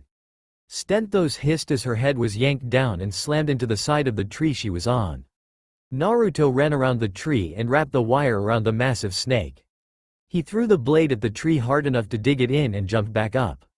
He smiled and turned his back, but he froze when he saw another snake right in front of him. The snake quickly opened its jaws and was about to swallow up the blonde. Naruto dodged to the side as the snake clamped its jaw onto the branch he was on. The snake snarled. The snake slammed its jaws down and crushed the branch in its teeth. It turned its head at Naruto and hissed as it opened its mouth, poison dripping from its fangs. Naruto had a single thought running through his head. Oh shit, he quickly turned and ran as the snake charged at him. Naruto opened up his pouch and pulled out a pill. He had spent a week developing it, and he had yet to test it. It was a smoke and poison pill. If he managed to throw this in the right vicinity, he should be able to kill anyone who breathes in its poison. He quickly threw the pill down the snake's mouth. Naruto watched as the snake continued its assault, then closed his eyes as the snake was about to bite down, but it never came. Naruto looked up to see the snake spasming and screaming. The snake looked towards its stomach as it began to fester and boil until it split right open. Its organs poured out of the wound as the snake's head slammed onto the branch. Dead from an acidic poison. Naruto stared at the snake's head, the fangs still dripping their poison, searing the wood it touched. Naruto slowly backed away as he looked around. He saw no other snakes and got up, but his eyes widened when he felt a buildup of chakra. Shit! He was blown back by a massive shockwave that sent him careening through the trees. Sasuke and Sakura watched as Naruto was shot over their heads as they turned to see the grass nin from before walking through the overgrowth smiling like a predator that has captured its prey. Ah, Sasuke-kun, it's so good to see you. The grass nin jumped at the two as he released a substantial amount of killing intent, making it so neither of them can move. I can't move. Sasuke struggled as the grass nin continued forwards, readying a final strike. No, I can't end like this. Am I really this pathetic? Sakura watched as the ninja brought out two kunai, both poised to end their lives. The two genin closed their eyes as the kunai were only 3 feet away, but the sound of metal meeting metal broke them out of their trance. They opened their eyes to see the two Iwa ninja from before stopping each of Orochimaru's kunai with their own weapon. The man with the red mark across his face using a battle hammer, while the large man with the furnace on his back used a massive axe. The grass nin did not have time to move as the two buried their fists into his chest. He coughed up some blood as the combined force from the two Jinchuriki's punches sent him careening into a faraway tree. Both Jinchurikis turned towards Sasuke and Sakura, who are panting from finally being released from the terrible killing intent. Both of you get out of here. We will not allow our brother's teammates to be harmed, go. The two then jumped to attack the grass nin who is pulling himself out the hole in the tree. Sasuke and Sakura are shocked that the two could manage something so astounding. Sasuke quickly became jealous of their strength, believing he should be the one to have that power. Sakura was too scared to even think. The grass nin finally managed to pull himself out of the tree just in time to move out of the way to avoid Roshi's warhammer. He had to duck to keep Han's axe from beheading him. The two Jinchuriki got into an unfamiliar stance where Roshi was in a crouching stance with his fists connecting with the branch, while Han was towering over him with his arms pointed upwards and his hands in a double knife strike. Bijuton, Yoni no Gobi. Kai. The two were overcome by demonic chakra. Roshi's was a dark red, while Han's was a white color. A single tail of chakra formed behind each of them. Roshi had a monkey tail while Han had what looked like a dolphin tail. Damn, Sakura, what were you thinking? Sakura groans as the pain shoots through her body. She smiles at Sasuke as she speaks. People do crazy things when they're in love. She passes out as Sasuke tries to revive her. Sakura-chan, damn you monster. Sasuke runs at Orochimaru, who is snarling that he wasted precious enzymes on a worthless female. But he smiles when he sees Sasuke charging at him. Sasuke runs through some hand seals as he throws a few wired shuriken that wrap around the trees and catch onto Orochimaru's arms. Kaden. Gokaku no Jutsu. A fireball the size of a house is blown that covers the wires and begins shooting towards Orochimaru. Orochimaru smiles as he begins to dissolve into mud. Sasuke went wide-eyed as he saw the fireball hit a mud clone. Sasuke froze as he felt a pinch on his neck, which quickly turned into searing pain as a curse mark in the shape of 3 tomos developed on the crook of his neck. He fell to the ground screaming. Orochimaru smiled, but he sneered as he had to dodge a kunai being thrown by Sakura. She had managed to somehow overcome the curse mark and now was partially utilizing it. He raised an eyebrow, intrigued by this development. She survived the curse mark, and is already utilizing it, but how? She is not a Jinchuriki, she has no special qualities such as demon blood or a Kekkei Genkei. She is human. So why is it she can utilize it so quickly after being adhered with it after only a few minutes? Anko could not even use the curse mark when she barely survived it after 3 days. I must capture her and dissect her to see if this can be utilized in others. Orochimaru smiled as he began to reach for her, but he had to jump out of the way as Roshi delivered a punch on the tree he was on, severing the branch. Roshi grabbed Sasuke, who was still keeling over in pain, as Han grabbed Sakura. Let's go, we need to get our brother's comrades out of here, stat. The two jumped into the trees as Orochimaru recovered from the two Jinchuriki's strikes. Damn Jinchuriki, so they want to protect their brother's comrades. So be it, Medusa, take care of him. A shadow slithered away from his own as it went in the direction Naruto was in, and now, for the two I have marked. Orochimaru jumped into the trees after the Jinchuriki and the two he marked. With Naruto. Naruto groaned as he tried to get up. He pulled himself out of the ground where he landed. Looking around, he noticed that he had landed in a swamp. Naruto carefully walked through the swamp so as to not disturb anything in it. He had spent enough time in the Forest of Death as a kid to know that if you saw anything move, throw kunai first, ask questions later, then throw a kunai at the non-moving things just to be safe. Naruto was about to step on a rock when it slowly began to move. Naruto panicked and used his chakra to jump out of the way. He then questioned why the hell he didn't do that before to get out of the swamp. Naruto watched as the rock revealed itself to be a turtle. The thing was about the size of a large Inuzuka dog and was clearly vegetarian. Naruto breathed a sigh of relief, until he felt a hot wind on his neck. He slowly turned around, and his eyes widened as he saw what was behind him. It was the most terrifying thing he had ever seen in his entire life.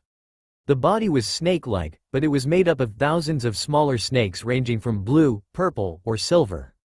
All of them had a shiny appearance, but the head resembled that of a woman's, but it was snake-like. It had massive fangs that secreted glowing green venom. Naruto watched the drops hit the ground. When it hit a lizard, it seemed to freeze up and stop moving, but the steady rise and fall of its chest showed that it was still alive. Naruto looked into its eyes to see a hypnotic green that seemed to draw him in, calling for him to answer it. Naruto quickly shook it off as the snake, woman, thing began to chuckle. Hello, Naruto, my master demands your death, and he will have it. Naruto had to jump out of the way as the snake attacked him. He pulled out a few paper bombs and threw them at the snake as it connected to her sides. She screamed as the bombs burned into her flesh. She hissed at him as she launched another attack at him. Die, boy.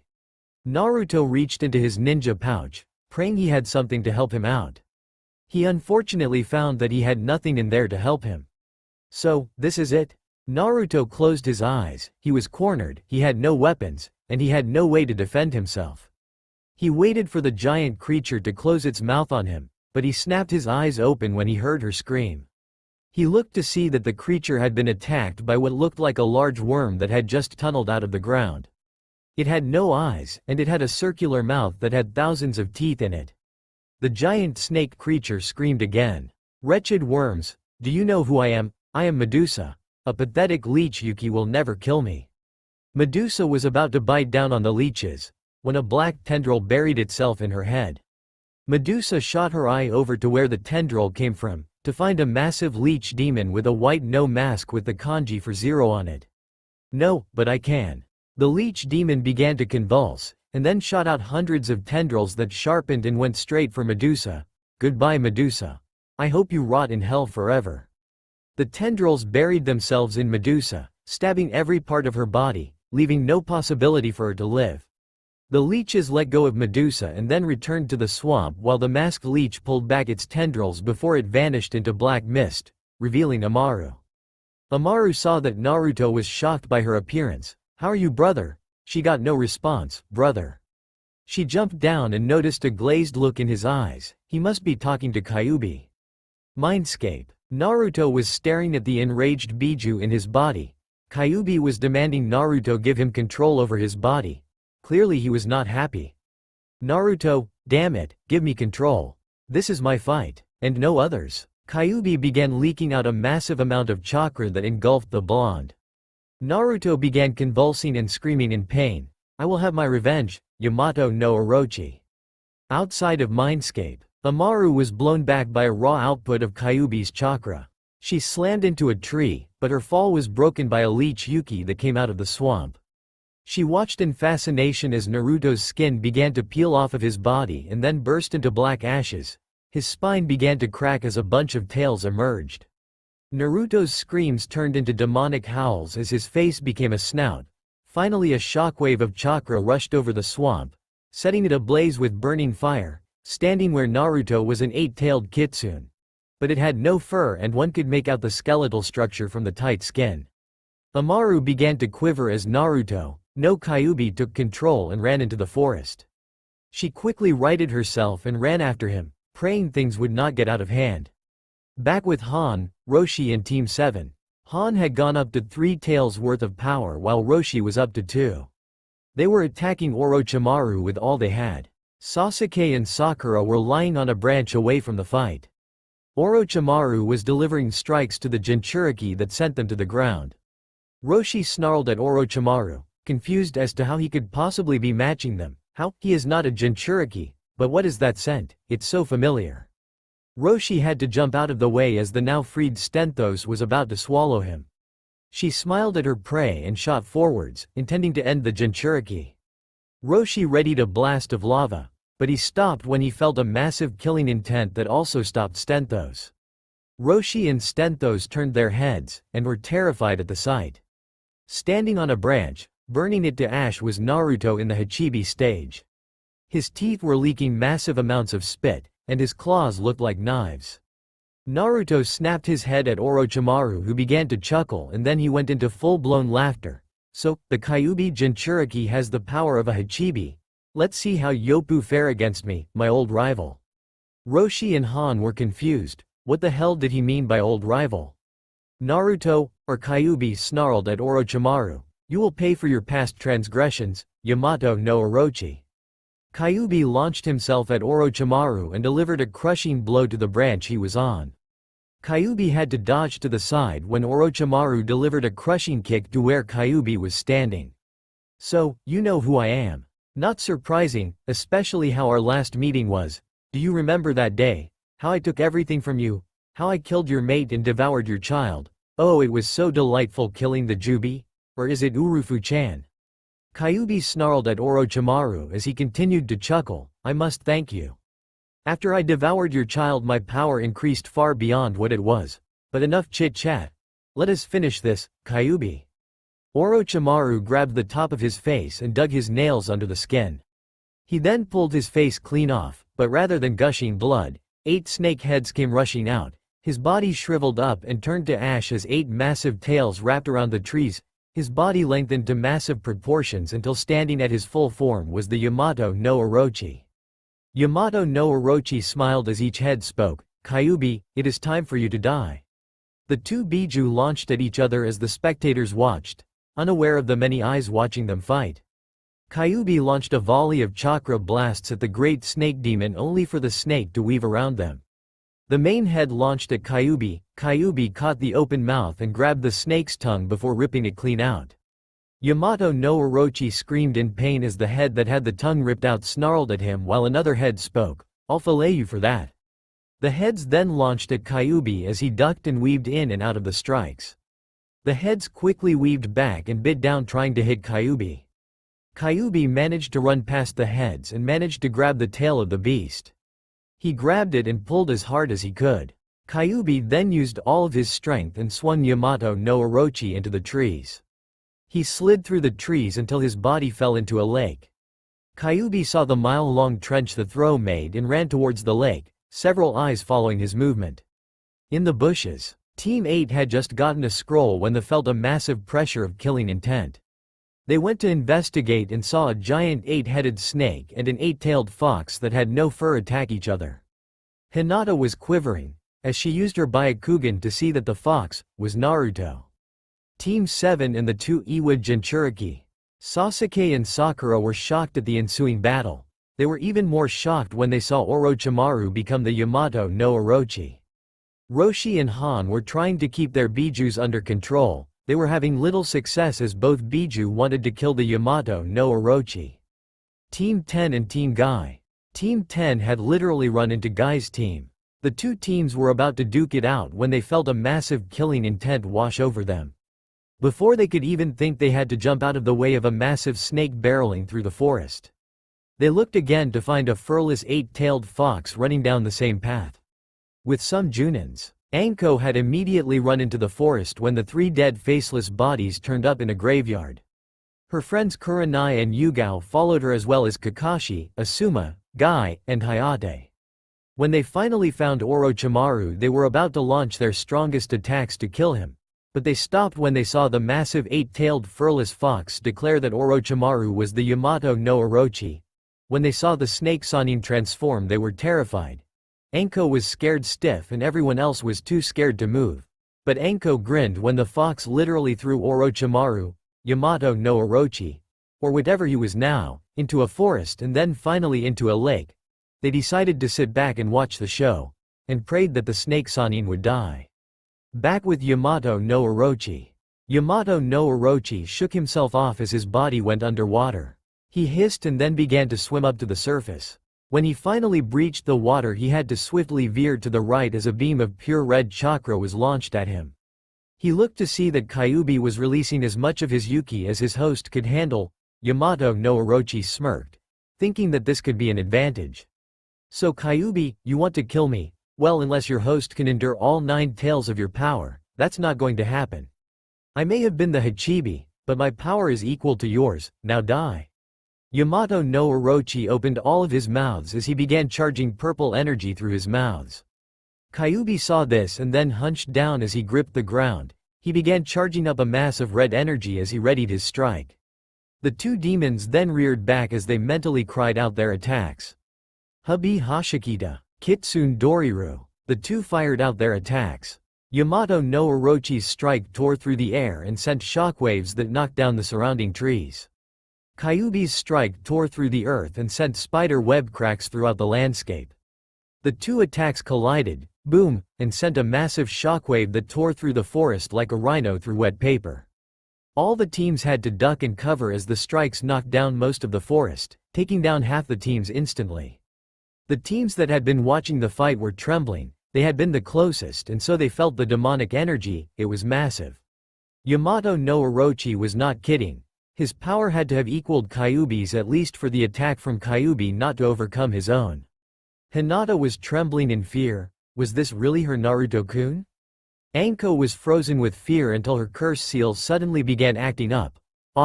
Kakashi quickly ran over to her and tried to get her up, but he was frozen when another blast of killing intent washed over him.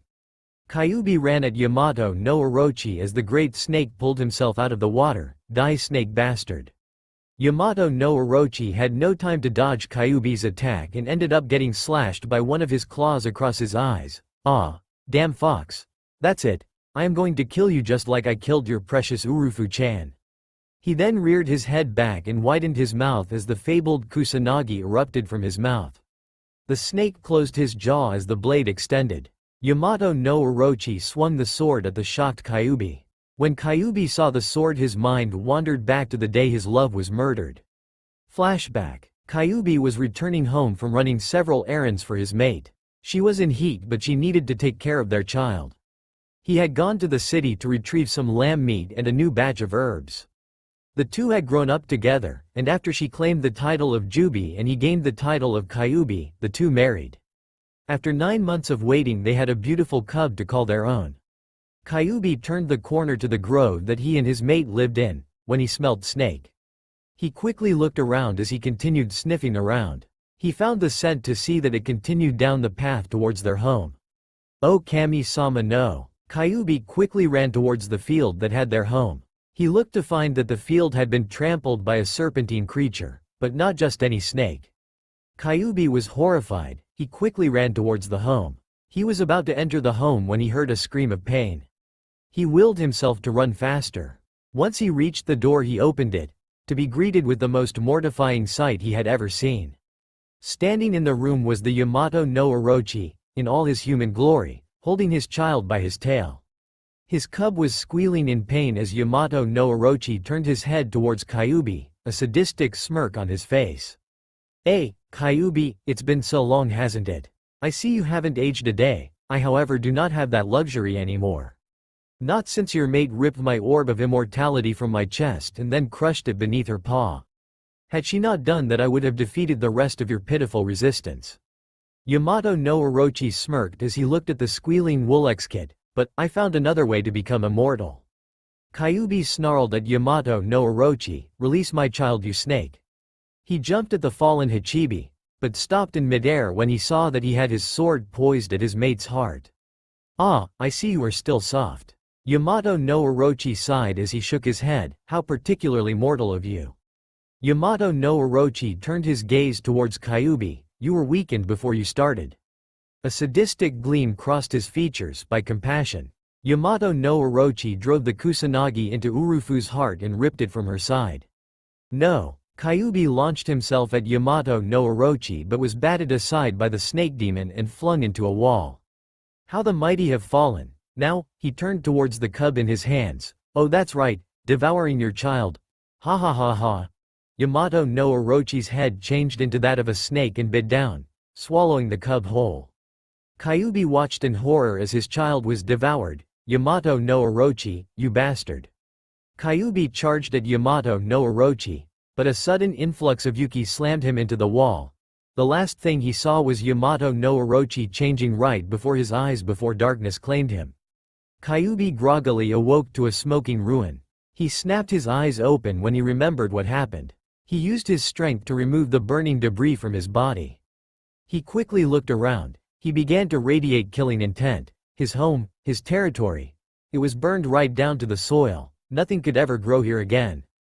Kyuubi was about to head after Yamato no Orochi when he saw a limp form in the debris. He quickly ran over to find his mate, just barely breathing. "Urufu-chan, my love, I am so sorry." He began to sob into his mate's form when she opened her eyes. "Kitsu-kun, you have nothing to be sorry for." Kyuubi snapped his head up when he heard his wife speak. "Urufu-chan, please don't leave me." The wolf demoness smiled as she grabbed her necklace before she quickly ripped it off. She placed it to Kyuubi's hand and squeezed it shut. "Goodbye, my dear Kitsunji." Her body went limp as her last breath left her lips. Kitsunji tried to revive her. "Urufu-chan, Urufu-chan, Urufu-chan." He screamed to the heavens as he sobbed into his wife's dead form. Not even a moment later he released such a massive amount of Yuki that it sent a shockwave throughout the valley. Kitsunji reared his head back as he yelled to the heavens, "Yamato no Orochi, I loved her and you took her from me." Kitsunji sliced his hand with the necklace his mate gave him. "Today I make a new vow. I will spend the rest of my life hunting you down." Kitsunji's proclamation was heard throughout his territory. The kitsune fled in fear of the angry kitsune, and pitied anyone that got in his way. End flashback. Kitsunji snarled as he remembered his promise. It was the only promise he made to anyone except for his wife, his dear Urufu-chan, and it was a promise he would see accomplished. Die. Yamato no Orochi was about to drive the sword into Kyuubi's heart. Clang. But his eyes widened when he saw Kyuubi stop the sword with his bare hands. Yamato no Orochi was about to try and strike again when Kyuubi lashed one of his tails out and slashed him across another one of his eyes. Ah! Kyuubi grabbed the blade as tight as he could and threw the snake Yuki into the forest. He slid through the forest creating another massive trench. The ones who were watching the fight saw the incoming snake demon and fled. Incoming, everyone scattered as quickly as they could. But Team 8 was not quite as lucky. Kiba and Shino were avoiding the incoming debris, but Hinata fell behind as a tree branch came towards them. Shino and Kiba were knocked unconscious but Hinata was pinned under the tree, right next to where the Yamato no Orochi landed. Yamato no Orochi ripped his way out of the trees and hissed at the fox. "You will pay for that. Fox shit, og." He launched his primary head at Kyuubi with his jaws wide and venom dripping. If Kyuubi got even an ounce of that venom in his system while he was sealed, he would be severely ill, or die. Kyuubi saw the incoming attack and grabbed the snake's jaws before they could clamp down on him. Yamato no Orochi snarled as all of his other heads were pinned too much to offer him any assistance. But his eyes widened when one of his heads caught sight of a pinned down Hyuga. He smiled in satisfaction. She is clearly an innocent soul, pure and just. I can see it in her eyes. If I eat her I will grow even stronger. He wasted no time as the closest head finally freed itself from the rubble and launched at Hinata, who finally saw the snake. Her eyes widened in terror as the snake's fangs dripped their poison. I am going to die. She closed her eyes and awaited her fate. Kyuubi caught sight of this, but he was so enamored with killing Yamato no Orochi that he didn't care if she died, so long as he took down Yamato no Orochi. He was about to charge up a strong ball, when he felt a pressure bearing down on his mind, and heard the voice of his container. Hinata-chan. Kyuubi's eyes widened as Naruto began struggling to take back control. Mindscape. The gates that held Kyuubi opened and began pulling in Kyuubi with a massive wind. Kyuubi was clawing at the ground while screaming in rage, "Naruto, damn it, what are you doing? I have to kill that demon now." Naruto walked out of the corner where he was standing and glared at the Kyuubi. "I have to save Hinata, and there is nothing you can do to stop me." He turned around as Kyuubi was pulled fully into his cage as the gates closed, screaming for revenge. Back outside, Naruto gains control of Kyuubi and stops powering up a strong ball. He notices how close the fangs are to him and he basically throws the primary head to the side and then runs to stop the other head from killing Hinata. Hinata watches as the head is about to close down on her and then closes her eyes as a single thought goes through her head: "I didn't even get to tell Naruto-kun how I feel." She waits for the inevitable as she hears the sound of piercing flesh, but she felt no pain. She quickly opens her eyes to find the fangs not even an inch away from her. She was confused, but she was shocked out of her stupor when she saw the blood flowing down the massive fangs. She slowly looks up and is shocked to see Naruto, still in his eight-tailed state, but replacing the red eyes was the usual cerulean blue she loved so much. Naruto flinched in pain and then screamed in agony as Yamato no Orochi ripped his fangs from the Jinchuriki-turned-demon as he went back to being the same old Naruto. Yamato no Orochi began twisting in pain as his body shattered like glass, and in the place of where his body was pinned was the snake Sannin Orochimaru. Orochimaru cringed in pain as he pulled himself from the rubble. "So, you still live, no matter. My venom will kill you soon enough, Jinchuriki of Kitsunji." He had a wicked smile as he turned his head towards the direction he sensed Sasuke and Sakura thanks to the curse marks on their body. "But first, I must acquire my new test subjects." Orochimaru walked off as Hinata finally freed herself from the tree that was pinning her and ran over to the poisoned and bleeding Naruto. "Naruto-kun, please don't die, please, I love you." Naruto did not make any sign of movement except for the steady fall and rise of his chest, which was quickly becoming erratic. She rummaged through her pouch and pulled out a medicinal cream she had been working on. "Kami, please let this work." She pulled out as much of the cream as she could and began coating Naruto's open wound. She saw some of the cream begin to eat away at the leftover poison, so there was the chance that it was working, but Naruto's wound did not heal in the slightest. She began running through what medical jutsu she knew and tried to heal his wound. Orochimaru had since found Sasuke and Sakura. Sakura was barely standing while Sasuke was still in pain from the curse mark. He smiled at how easy this was going to be. "Looks like Sasuke can't stand the curse mark as easily as you can, wench." Sakura ran at Orochimaru with a kunai, but Orochimaru simply grabbed her shirt and threw her to the ground, ripping off almost all of her upper clothing, revealing her upper body, and the curse mark as well. The curse mark has a 1 in 10 chance of survival, and if you do survive it you will be unconscious for a few days before you are even capable of even activating it. Yet not only do you survive it, you also manage to activate and use its power not even a minute after application. He grabbed Sakura by the throat. "The question is why? Why is it that someone so pathetic, one who shows no qualities of a bloodline, demon blood, or any other great qualities besides an extremely low chakra pool, can survive such a mark?" Orochimaru pulled out a syringe. "I guess I will just have to study you to find out." Just as he was about to plunge the syringe into Sakura's body, a kunai plunged into his arm.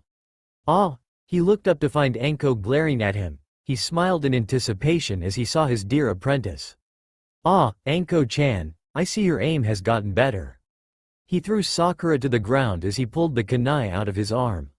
He then ran up the tree at Anko as he drew a kunai at his old apprentice. "But what about your knife skills?" Anko blocked an incoming strike from the snake Sannin, fallen Hachibi, as he began using his snake jutsu to gain the upper hand. "Damn snake shit. I will kill you for what you have done to me. She threw a kunai with an explosive note on it as she sent a volley of snakes at Orochimaru. He quickly held up a hand sign as the snakes quickly stopped their assault. They then turned their attention to Anko and attacked. She was about to dispel them, but they wrapped around her and kept her from performing a single hand sign. Kukakuku, I don't think so, Anko-chan. I am the Lord of Snakes. No matter if I am a Biju or not. The Snake Clan serves me. Anko struggled as she cursed Orochimaru. Damn fucking snake shit, I am going to kill you, you piece of shit. Orochimaru chuckled and then went into roaring laughter. Ha ha ha ha ha ha, how humorous. Orochimaru reached for Anko, causing her to flinch. Are you going to kill me? If so, just do it, you fucking shit. Orochimaru began to chuckle again. Oh Anko, what makes you think that I would kill you, my own daughter? A look of horror crossed Anko's features as Orochimaru's statement met her ears. What? You're lying, you're lying. Orochimaru began to chuckle as he stroked Anko's cheek. Now Anko, what could I possibly gain from lying to you, my dear daughter? Orochimaru walked back over to Sakura and plunged the syringe in her stomach. Your interference cost me a potential test subject. But I guess her blood will do just fine. Oh, don't worry Anko, I won't kill her. What point would there be in killing a potential host? Orochimaru threw Sakura to the ground as he performed a set of hand seals. His body caught flame as he disappeared. Goodbye, my daughter. He disappeared along with the vial in his hands, leaving Anko in shock. Anko was wide-eyed. Her sensei was her father? If that was the case, then why was she alone? Her mother had banished her from the Mitarashi clan when she returned from being kidnapped from Sea Country. All because she had the curse mark, mother. She hated that woman above all other people. She was banished from the clan because of something she had no say in. Anko began to weep. She had always wondered who her father was, and now that she knew she wanted to die, her mother had forsaken her, and her father was the cause of it. She wept as the other Junin surrounded her. Kurenai ran to her longtime friend and tried to comfort her. Shish, it's alright Anko-chan, it's alright. Meanwhile across the clearing Hinata was weeping for Naruto who was slowly dying from Yamato no Orochi's poison. She had flooded the wound with healing chakra, but since the wound was made from demonic energies it was too damn hard to heal for human medical techniques. No, please Kami-sama no. Hinata had exhausted herself of all her medical techniques. She had so little chakra left that it hurt to try and use more. She was about to try another medical technique when her hand was grabbed. She looked up to find Amaru grabbing her hands. You do one more medical technique, you will die. She let go of Hinata's arm and pulled out a medical bag. She began rummaging through it and pulled out various creams that emanated a weird aura. I have to say I am impressed. Not many humans that have had no contact with a demon can claim to have made a cream that can quell a demon's poison. Much less a Biju-class demon. She pulled out a glowing cream that she smoothed over Naruto's open wound. It began to sizzle and fizz, and then finally the wound began to repair itself. The bones began to regrow as the flesh began to grow back in the wound until finally the wound closed up. Amaru sighed as she rummaged through her bag. She smiled when she found what she was looking for. She pulled out a vial of extremely small black balls that looked like soldier pills. She opened the vial and gave one to Hinata. Here, it will replenish your chakra and eliminate any poison that may have gotten into your system. You may not have been bitten by that damn snake, but you were in the proximity of the venom. You may have breathed in some of the airborne toxins. Hinata took the pill and quickly bit down on it. She immediately felt her chakra replenish as well as her wounds heal up. She cringed when she felt her wounds heal as they felt like white-hot fire. Amaru smiled at Hinata and began to lift up Naruto. We better find yours and his teammates soon. We still have 4 days to get to the tower. Oh, she reached back into her pouch and pulled out 2 heaven scrolls and 2 earth scrolls. I pilfered these from a few dead teams on the way. Naruto and that snake's fight did a lot more damage than I thought. Hinata looked around and realized how destroyed the forest was. The two had only fought for a total of 2 or 3 minutes, and they already did this much damage. Over half the forest was destroyed. Amaru carried Naruto over to his teammates who were being surrounded by Junin. Hinata walked over to the now conscious Shino and Kiba. Hinata began applying ointment to Kiba's large gash. Shino was using the ointment to get his chest. Gee, thanks Hinata, I don't know what we would do without you. Kiba smiled as Hinata blushed at the praise. She turned around to see Naruto helping Sakura up to her feet and her mood dropped. Kiba saw this and sighed. Hinata, you either have to tell him how you feel or move on, because he isn't going to wait forever. Hinata looked down at the ground at Kiba's statement. I know, but what if he rejects me? Hinata began to cry a little bit. She had confessed to Naruto, but he was so close to death he probably didn't hear it. Kiba sighed as he looked at his old friend. He prayed that she fesses up soon, cause at some point Naruto would find someone else, and he couldn't bear to see his surrogate sister cry. Kiba looked at Naruto. Where the hell did he come from? The last thing he remembered was a massive 8-headed snake and an 8-tailed fox fighting. But where did the two things go? He decided to figure this out later as him and his team took the scrolls and headed off to the tower. Naruto was helping Sakura to her feet when he noticed that she had lost most of her shirt. He blushed and quickly turned away. He may no longer have a crush on the Banshee, but he was still a guy. A nearby Junin produced a cloak that she could wear until she got some actual clothes. The team was about to set off when a Junin placed the point of his katana at Naruto's throat. What happened here, demon? Naruto glared at the man as Amaru knocked the sword out of the way.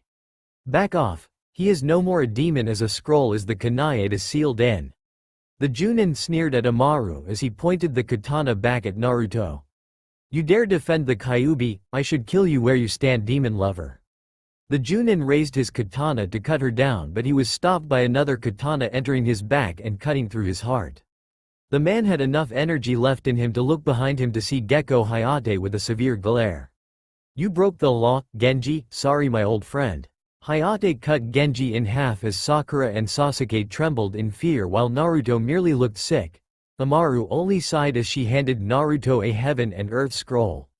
Team 7 got cleaned up and set off for the tower while the Junin searched the forest for the snake Sannin, fallen Hachibi. 5 days later, the teams that passed the finals had all gathered in the exam room. At first the Hokage was planning to cancel the exams, but with Orochimaru's threat to destroy the village they had no choice but to agree to continue the exams.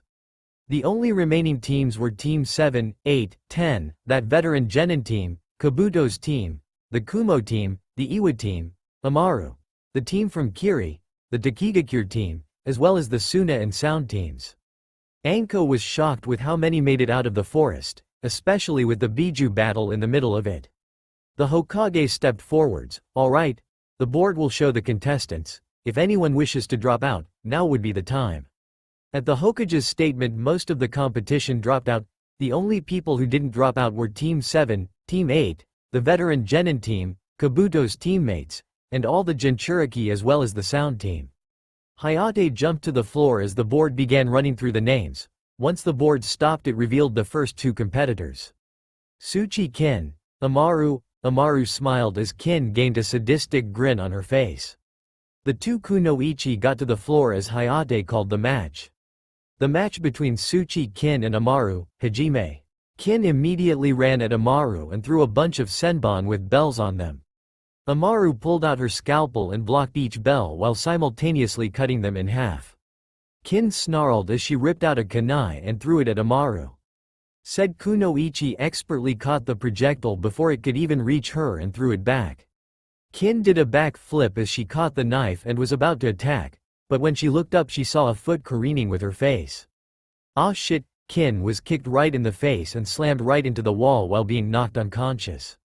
Hayate ran over to the kunoichi and checked her over. She was unconscious and would not be up for a while. Hayate stood up and turned towards the audience. The winner of match 1, Amaru.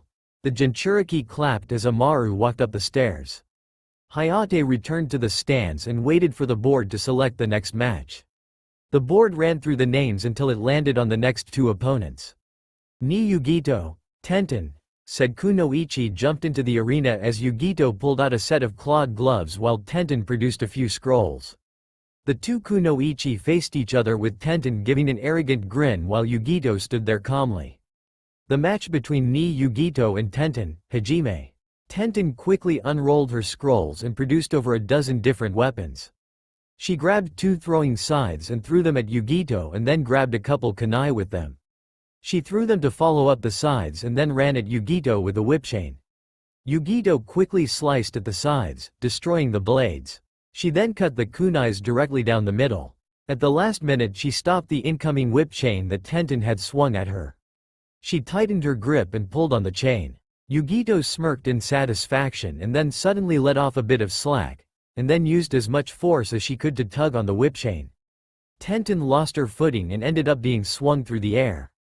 She quickly righted herself and let her feet go first as she nearly hit the wall. Crack! She cringed as she felt her leg break and she had to release the chain she was using. Yugito quickly pulled back and grabbed the chain's handle and began inspecting it. A remarkable piece of equipment, perfectly clean, no dents, no fingerprints, a mockery of a weapon. She used her claws and slashed the chain to pieces. A weapon must be in good condition, yes. But a weapon is useless unless its user can work it, and by the looks of your weapons you spend more time cleaning them than practicing with them.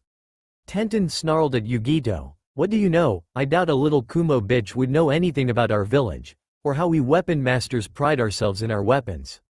Tenten reached into her pocket and pulled out an embroidered scroll. Let me show you how we of Konoha outclass you Kumo scum. She ran her blood across a set of seals and a massive puff of smoke appeared. When it cleared, an elegant yet bulky sword was in Tenten's hands. The blade was curved, but it had a wide blade. It looked as if it had seen many battles, but it also looked like it was extremely well cared for. There wasn't a speck of dust on it. In fact, it looked like it hasn't seen daylight in years. Yugito scoffed at the sight of the blade. I admit the blade is impressive. It looks like it has seen many a battle, but judging by the looks of it, it probably hasn't seen daylight in over a year. Tenten snarled at Yugito and charged. Shut up, bitch. Before Tenten could make it 5 feet, she felt a painful strike to her stomach and heard a cracking sound. She looked down to see that she had been punched in the stomach. She looked to where she heard the cracking sound to find her sword cracked, no, shattered. She fell down as she looked at the fallen remains of her favorite sword destroyed. Yugito set her to the ground as she began to lecture her. A weapons mistress, you? That's a laugh. Only one who truly masters their weapons. Only one who spends all their days studying, training, conditioning their body to use all weapons, deserves that name. She walked over Tenten and intentionally stepped onto the only non-broken piece of the blade, the hilt, as she walked back up the steps. Tenten was carried off the arena as the next matchups were being displayed. Inuzuka Kiba, Uzumaki Naruto. Kiba smiled in satisfaction as he began howling in delight. Huya Akamaru. Looks like it's our lucky day, boy. The dog boy jumped into the arena as Naruto did the same. The two stared at each other as Hayate called, the match between Uzumaki Naruto and Inuzuka Kiba, Hajime? Kiba smirked at Naruto as he got into his family taijutsu stance.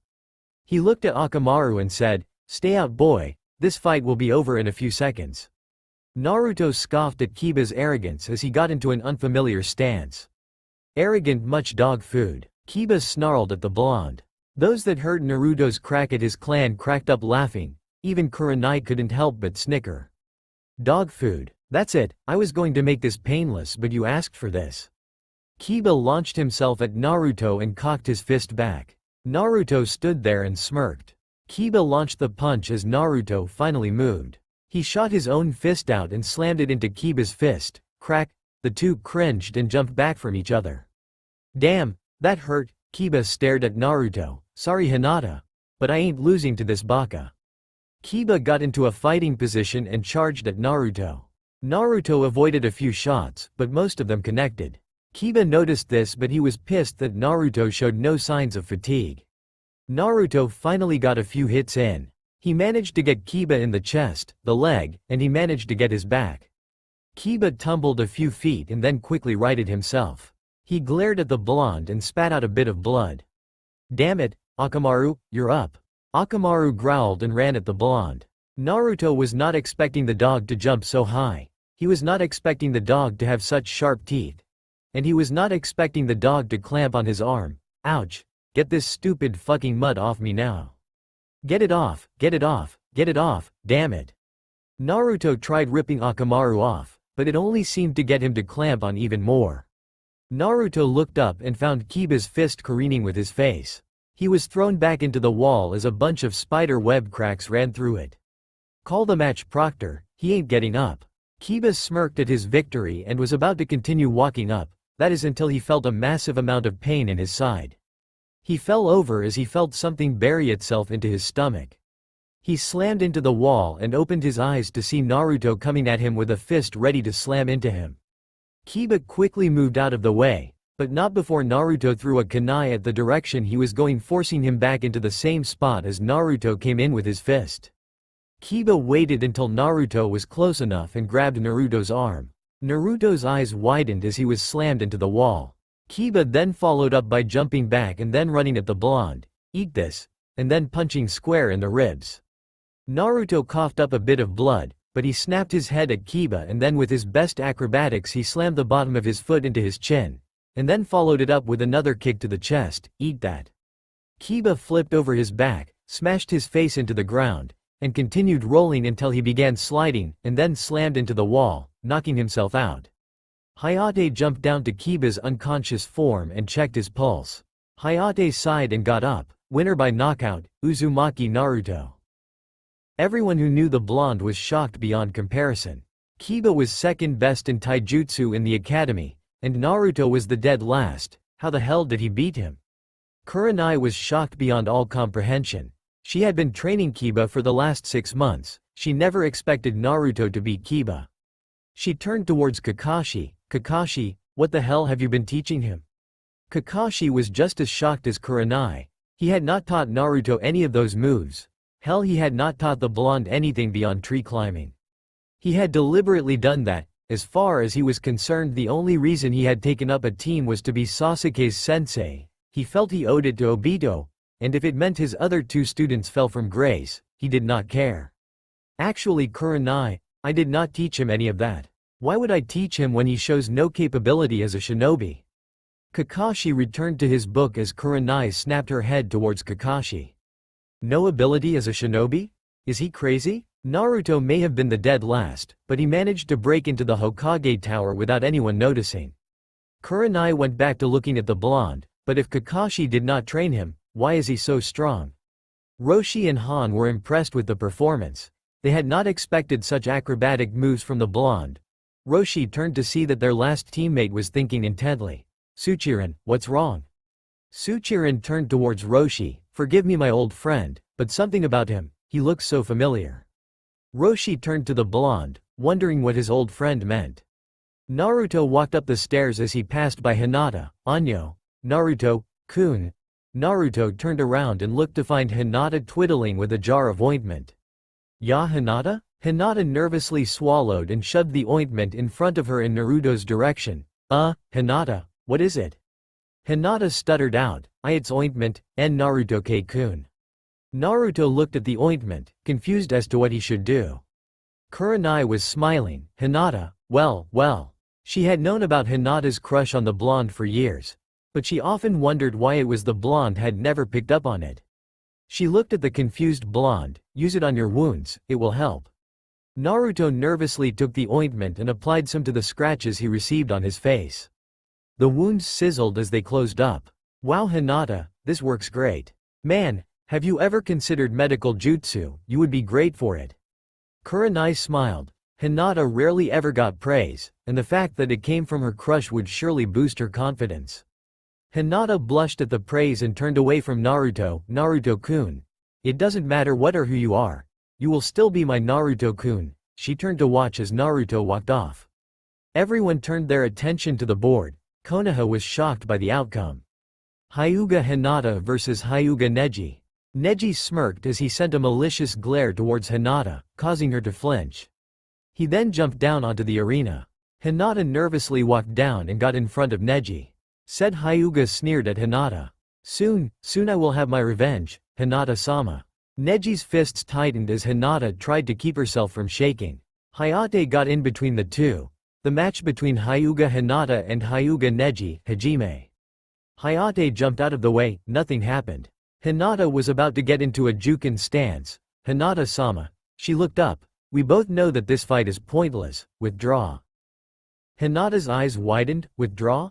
Neji continued talking. "We both know that fate has decreed that I win. You are just the lowly main branch member who has no talent whatsoever."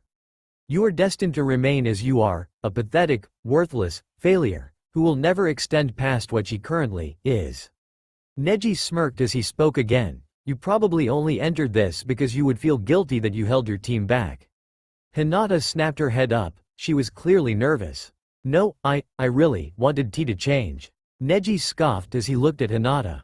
Tastes change, seasons change, but people never change. All you will ever amount to is the pathetic, insignificant, most pitiful disgrace of a Hyuga that has ever. Shut up. Everyone looked around to find that Naruto, Kurabi, Fu, Utakata, Han, Roshi, Yagura, Yugito, Gaara, and Amaru were releasing a small amount of killing intent and were directing it at the Hyuga prodigy. Naruto spoke up. Hinata-chan, don't let that stuck-up ass tell you what you can and can't do. Kurabi rapped out. Yo Hinata girl, don't let him break ya down, don't let him talk, just rock his world, we. Fu yelled out, yeah girl, show that arrogant prick what you're made of. Utakata spoke calmly, but with clear aggression, pop his little closed bubble, and take him down. Han roared, take that fucker down, bury his ass. Roshi calmly yet heatedly spoke, burn his pride, painfully. Yagura snarled, crush that arrogant little prick. Yugito hissed at them, make him wish he hadn't fought you. Gaara, make him wish it was mother fighting him. Kankuro and Tamari were shocked. Gaara was cheering someone up.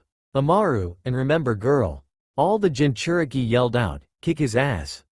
Everyone was looking at the Jinchuriki. Why were they cheering for her? Only one of them was even in the same village as her.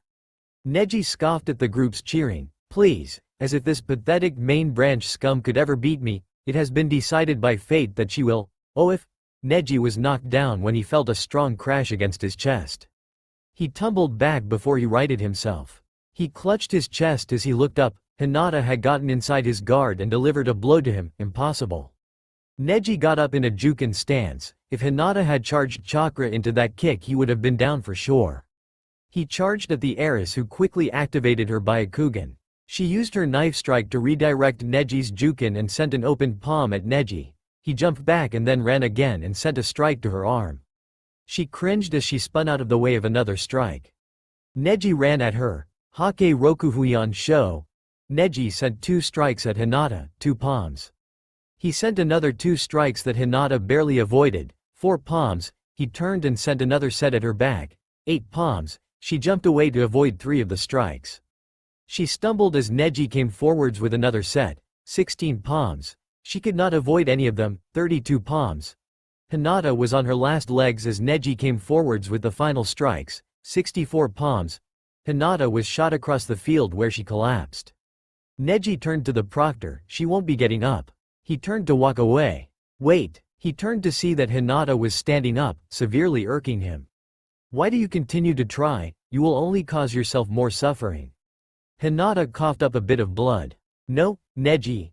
It is you who are suffering, Ni-san. Neji snarled at Hinata and ripped out a kunai. He ran at her faster than anyone could believe. The Junin had one thought going through their heads, had to stop him. They were about to move when they felt a massive influx of chakra. Neji was about to plunge the kunai into Hinata's chest. Shing, clang, but he stopped when he saw a sight that actually scared him. All 10 of the Jinchuriki were surrounding Neji, keeping him from moving another inch. So, even shinobi from other countries pamper the heiress of the main branch. Neji shut up when he felt Amaru tighten her grip on his throat. It's people like you that give shinobi a bad name. Neji smirked at Amaru. Oh really? He used chakra and shot the kunai out of his hands, plunging it in Hinata's chest. Cause I think I am a perfect example of a shinobi. They let go of him and ran over to Hinata who was now hyperventilating. Amaru looked her over. Shit. She dug into her pouch and pulled out 3 metal straws. That strike had an underlying chakra pulse in it. It crushed her lungs. Kurenai ran over as she saw Amaru about to shove the tubes in Hinata's chest. Get your hands off her. Kurenai was held back by Han and Kurabi as Amaru placed each tube in. Hinata's breathing began to stabilize. Amaru looked up. Well, get the damn medics. My techniques only work so far, she needs expert medical care now. The medics came pouring out of the doorway. They quickly grabbed the injured Hyuga and ran her off, saying things along the lines of blood transfusion and surgery. Neji scoffed as he spoke, "Hey you, Dobi." Naruto snapped his head at Neji. "A word of advice, stop that irritating cheering. Once a failure, always a failure." Neji turned to leave, but was shocked when he found the blonde in front of him. He had no time to react as he wrapped his hand around his throat. He looked at Naruto. His eyes had become red and slitted, like a fox. "Pray." Neji was confused. "Pray Neji. Pray to whatever god you worship, that I don't face you in the finals." His eyes glowed with an ominous red aura, "Because if I do, you will die?" Naruto threw Neji to the ground as he and the Jinchuriki walked back up to the stands, and for the first time in a long time, he was afraid. Everyone watched with barely held shock at what happened. Several individuals from various countries had protected someone of another village, but why? Naruto slumped against the wall as he watched Neji walk up the steps. "You will pay for what you did, Neji." He clenched his fists, dripping blood. "Count on it." The board began spinning through names until it finally landed on the next matches. Aburame Shino vs Yoroi Akato. Naruto looked on just to see the outcome. The fight went by with the two of them stealing each other's chakra.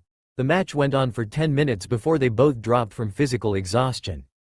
The match was declared a tie as everyone looked up to see who would fight next. Han vs Tsurugi Misumi. The two competitors shunshined to the field and got into their stances. Hayate got in between them. The match between Han and Tsurugi Misumi, Hajime. He jumped out of the way as Han began performing hand signs. Jukuton. Kiri no Iwa. A large amount of steam came out of his furnace that was attached to his back and it suddenly swept over the arena. Misumi jumped away as he saw the steam coming. "Ha ha ha, a bit of steam isn't going to save you. Nan no Kaizo." He shot his arms out, and they extended to a great length into the steam. Ouch, but he pulled them back when he felt how hot the steam was. "Damn it, my arms are too soft using Nan no Kaizo. I have to think of something if I am going to win this."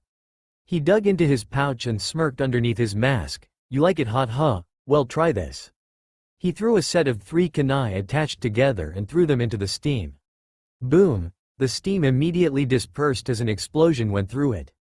Han skidded out of the other side of the steam cloud as an explosion chased after him. Misumi jumped on the wall and used chakra to stick to it as he ran at Han. He shot his limbs out as he twisted in the air. His body became a living soft drill, but at the speed he was spinning it might actually kill him. Han went through another set of hand seals. Jukuton. Juki Katsu. He quickly turned around and bent backwards as the steam shot at Misumi. Aaggghhh. The scalding heat burned his flesh. He tumbled down as Han delivered a crushing strike to the genin. "If crunch." Han jumped back as he turned to the proctor. "Get him some medics. I am not sure how much damage he received, but I won't take any risks." Hayate coughed as he spoke. "The winner, Han." The medics came out and immediately brought a stretcher to carry out Misumi. Han walked back up to his team as the next opponents were revealed. Roshi vs Sabaku no Tamari. Tamari smirked as she rode her fan down to the arena while Roshi flipped off the edge and then flipped towards his position. Hayate looked at the two. The match between Sabaku no Tamari and Roshi, Hajime. The two stood still. Tamari grew irritated quickly. "Well, aren't you going to attack me?" Roshi quirked an eyebrow. "Shouldn't the lady be allowed to strike first?" Tamari grew a forehead twitch as she screamed. "You bastard, do you honestly think I need the first strike to take you down? I'll take you down in one strike, you bastard." She quickly flipped out her fan and swung it, sending violent wings at Roshi. Roshi stood there and closed his eyes. When the wind was barely a foot away from him, he snapped them open. Yoden. Hi Cabe. He slammed his hands on the ground and a wall of lava suddenly sprung up and stopped the wind. Temari's eyes widened as he began rotating his arms. Yoden tsunami. He shoved his hands forward as his wall of lava suddenly became a tsunami. Tamari used her fan and flew out of the way, but the lava caught her fan and it started to burn. She got distracted and lost her focus, making her fall onto the ground. She looked up and watched as the tsunami came at her. She closed her eyes. Stop! Her eyes shot open when she heard that voice. She was suddenly surrounded by sand. The sand quickly turned to glass.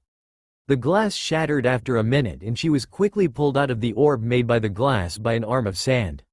She looked to see that Gaara was speaking to Roshi. Please, I would appreciate it if you did not attempt to harm my sister, brother. She was shocked. Did Gaara just call her sister? I am sorry, brother, I meant her no harm. The two continued to converse while Tamari was shocked by Gaara's change in behavior. What is going on? Is this really my baby brother? What happened to him? She pondered this the whole way up to her team. Kankuro saw this and questioned her. Hey Nei-chan, what's wrong? She snapped up to attention. Nothing at all. Everyone looked up at the board and waited for the next contestants to be shown. Finally, the flickering stopped, revealing the next two names. Kurabi jumped in the air and whooped, all right. Meanwhile, Kankuro was sweating bullets as he looked at the board. Oh shit. Kurabi vs Sabaku no Kankuro. Kurabi continued to whoop in joy. Oh yeah, the Kurabi is ready to. Proctor, I forfeit. Everyone stared at Kankuro, who had his hand raised and was clearly scared for his life. Kurabi looked at him and shouted, what the hell? Come on, why are you quitting? Kankuro simply stared blankly at the proctor. I forfeit, please move on to the next match. The proctor sighed and nodded. All right? Hayate coughed slightly and waved to the stands to get the board running again. Meanwhile, Kurabi was growling, twitching as he clenched his fingers around the bars of the stands, glaring at Kankuro. I can't believe it. Here I am, ready for a fight, and that little punk chicken's out like a ouch. Kurabi was silenced when Fu suddenly punched him in his kidneys with an annoyed look on her face, before she returned back to viewing the fights. Everyone turned their attention back to the board, and it began to cycle through the remaining names. Fu leaned over the rail with a smirk as she saw her name flicker. With only a few contestants left, her chances of going up significantly increased, and she was itching for the chance to fight. Gaara watched the board impassively, but inside, he was also eager to fight his next opponent. Yagura was simply leaning against his staff, blinking each time his name passed. Finally, the board stopped, revealing the next set of names. Yahoo! Damn it! Sabaku no Gaara vs Rock Lee. Rock Lee was leaping for joy in the air, while Fu had her forehead against the metal railing after their little outbursts. Yes, at last, I, Rock Lee, shall have my chance to fight. Guy was grinning as he placed his hand on Lee's shoulder. Congratulations, Lee. Now get out there and show them what you are made of. Lee began to tear up, Guy-sensei, and hugged Guy. Guy began to tear up as well and hugged Lee back. Lee. Guy-sensei. Lee. Guy-sensei. Lee. Thwack. Both were bashed over the head by an irate Fu, who was foaming at the mouth. Would you two knock it off and get in the arena? She grabbed Lee by the scruff of his neck and threw him into the arena, and face first into the ground floor. Guy simply stared in shock, looking between Fu and Lee. He was about to say something, only for Fu to point at him and snap, shut up. Yagura sighed heavily and spoke up, sister, you need to control your temper. Fu snorted, crossing her arms and spoke with annoyance, eat me. Meanwhile, Lee pushed himself up, nursing the bruise on his head, Itai, and he looked upwards. He saw Gaara standing a few feet from him, an impassive look on his face. Well, are you going to fight, or lay there?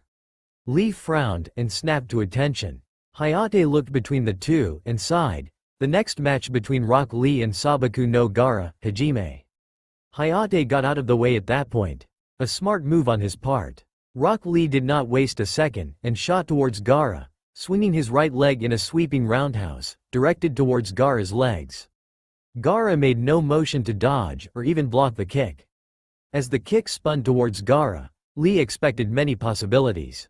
He expected a last-minute dodge or a swift block, or even being successful in his strike. He did not expect a wall of sand to erupt from seemingly nowhere and block his kick. Lee's eyes widened as he jumped back when the sand tried to make a grab for him, and he skidded back several feet. He looked at Gaara, then back at the sand, and tried to examine the situation. Gaara had not moved, and he had not felt a single burst of chakra, so it wasn't a sealless technique. But whatever it was strong enough to block Lee's kicks, a feat that Neji himself had incredible trouble with. Gaara finally spoke, are you done? Lee was broken from his thoughts and smirked, nope, and he shot at Neji, swinging his arm. Gaara, like before, made no movement against Lee, only waiting for him to get closer. Lee swung his arm, intending a close line. However, like before, his strike was stopped by another wall of sand. This one succeeded in grabbing onto Lee. Lee tried to pull back, only for him to wince as the sand tightened around his arm like an iron vice. Gaara simply stared and whispered, "My turn." Lee suddenly shot through the air, getting whiplash as the tendril of sand wrapped around his arm swung him about like a marionette, and proceeded to smash him into the ground repeatedly.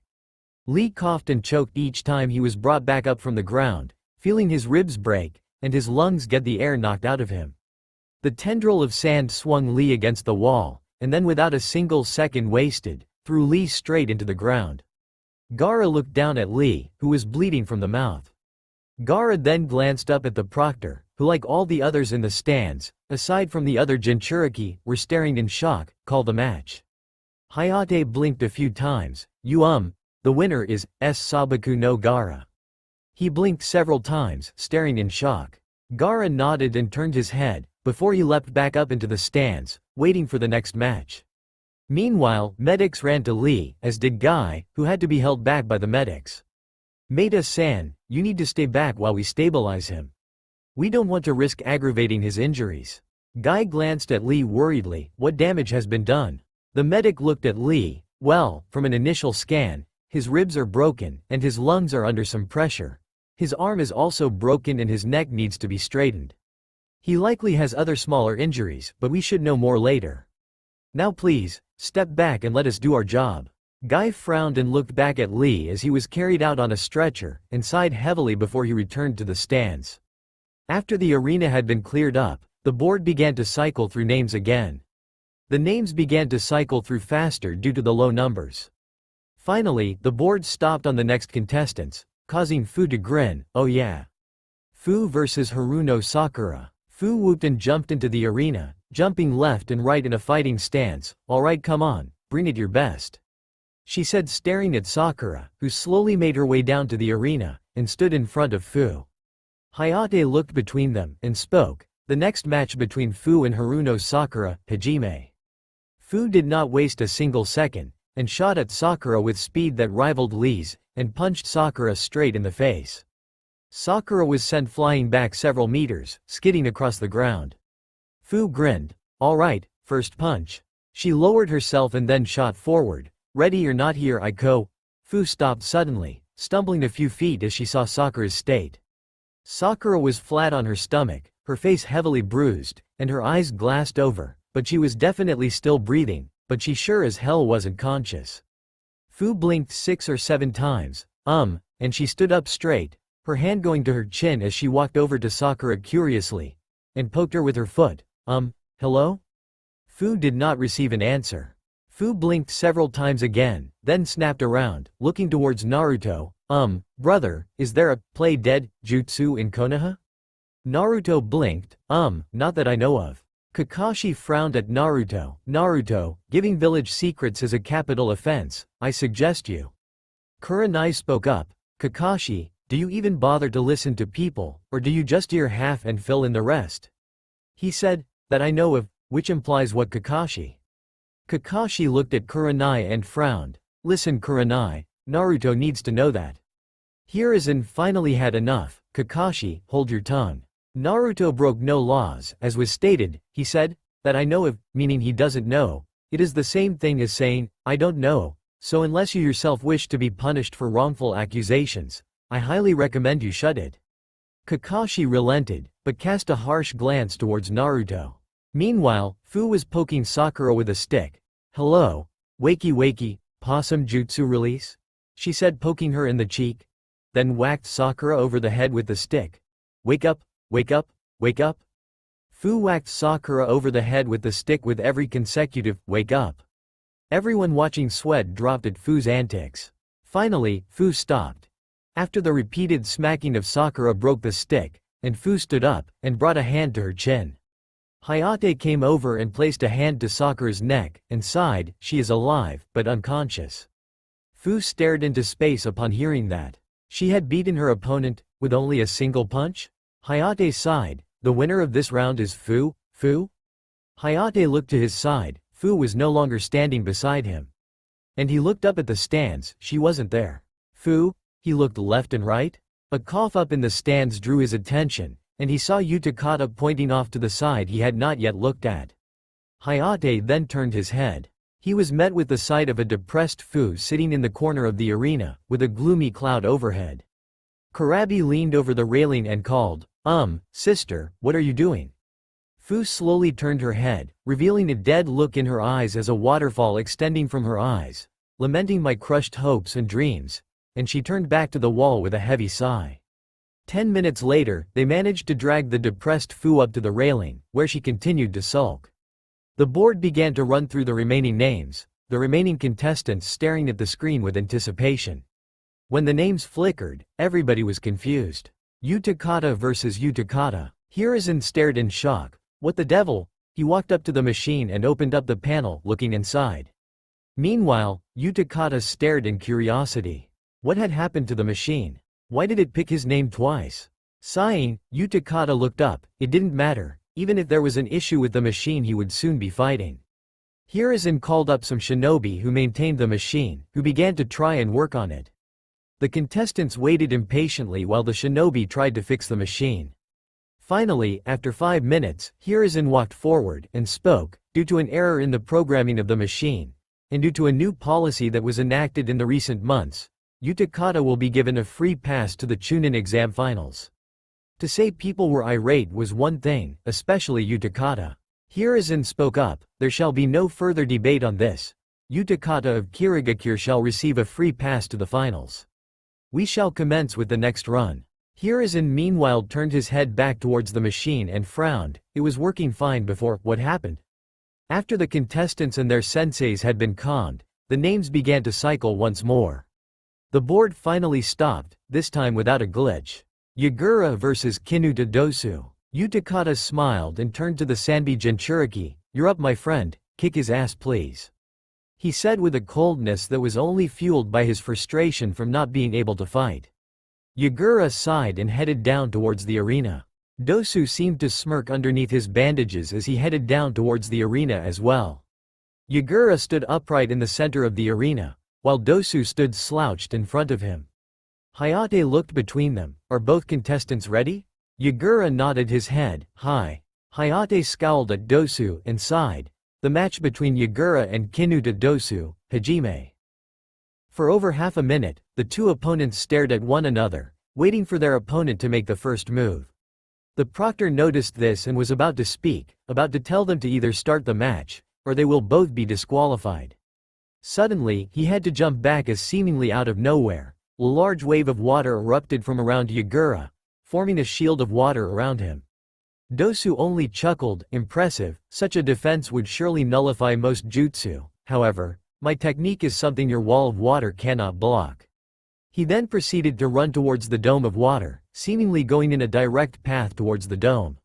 A foolish idea, though his stance implied he was ready to move in case of an assault upon himself. Yagura only scoffed as he waited for Dosu to strike. Dosu leapt towards the dome, and swung his gauntlet-covered arm at the dome, releasing a sound blast, which he assumed would travel through the water, striking Yagura, and securing his victory. He did not expect the sound to get sent right back to him. Og. Dosu fell over, clutching his ears in pain sloppily as he felt his motor functions get destroyed. He began to throw up, which was difficult due to the bandages covering his mouth. Yagura released the water wall, which seemed to disappear, and he walked up to Dosu, and with a single swing, smashed Dosu into the ground, completely unconscious. Hayate stared for a moment. The winner of the match is Yagura. He stared in shock at what he had just seen. So much water had appeared out of nowhere. He dared say it resembled the techniques used by the Naidame Hokage, Tobarama Senju. However, he theorized that it was all sealed inside of his staff. The medics began to clean up the mess left by Dosu, and readied the final round. Utakata spoke up. Hokage-sama, surely you could just have me fight Sasuke Uchiha. He is the only contestant left, and I was never given the opportunity to fight. Hiruzen looked towards Utakata. I am sorry, but due to a new policy, this is not possible. However, you may have the opportunity to fight yet, as the one who will fight Sasuke Uchiha will be a winner of one of the previous matches. This caused a disturbance amongst the winners. Wait a minute, why? Utakata here is ready, as is the Uchiha. Why have one of the winners do it? It would be just an advantage for the Uchiha. Frankly, this just seems like blatant favoritism for Konoha shinobi, since most of the victors are not from Konoha. Here is an look to see Shino, Amaru's sensei, speaking. While yes, there are victors from Konoha, the fact remains that there are so far only 2 winners from Konoha, while all the others are from out of the village. Frankly, this seems more like a ploy to try and give Konoha a larger menagerie to display. There was loud whispering throughout the arena stands, and everyone looked towards the Hokage with an incredulous gaze. Here is inside, I assure you, it is nothing like that, it is just a policy which due to certain events we have to abide by within the village. I am sorry, but I must follow the laws. If I do not follow them, then what reason will anyone else have to follow them? Everyone got quiet at that, but kept up their harsh glance. Sighing, Hiruzen waved his hand, and the board began to cycle through the winners of the previous rounds. Everyone was staring at the board, waiting for the outcome. Kurabi was hoping to be able to unleash some steam on the Uchiha, Kankuro having forfeited the match before he even started. Fu had broken from her depression and stared at the board. Sakura had been such a pitiful fight that she really wanted to fight somebody else. Utakata stared up at the board, he had not even been given the option to fight, so he hoped that since his name was being cycled, it would fall onto his name. Han had his arms crossed as he stared at the board, his eyes showing pure focus as he waited for the names to cease cycling. Roshi leaned against the railing, similar thoughts going through his head. Yagura had his arms crossed as he gently gripped his staff, his opponent had barely put up a fight, and he had a lot of pent-up energy. Yugito was in a similar position, Tenten had not been a threat to her, her arrogance and bravado had been her downfall. Yugito wanted another shot at a stronger opponent. Gaara stared impassively at the board as usual. Neji scowled towards the board as he clenched his fists. Naruto only frowned as he watched the board slow its cycle. Finally, the board stopped, revealing the name of the contestant who would fight Uchiha Sasuke. Everyone was surprised at the results. Uzumaki Naruto vs Uchiha Sasuke. That's all for now. If you enjoy, then please like, share and do comments.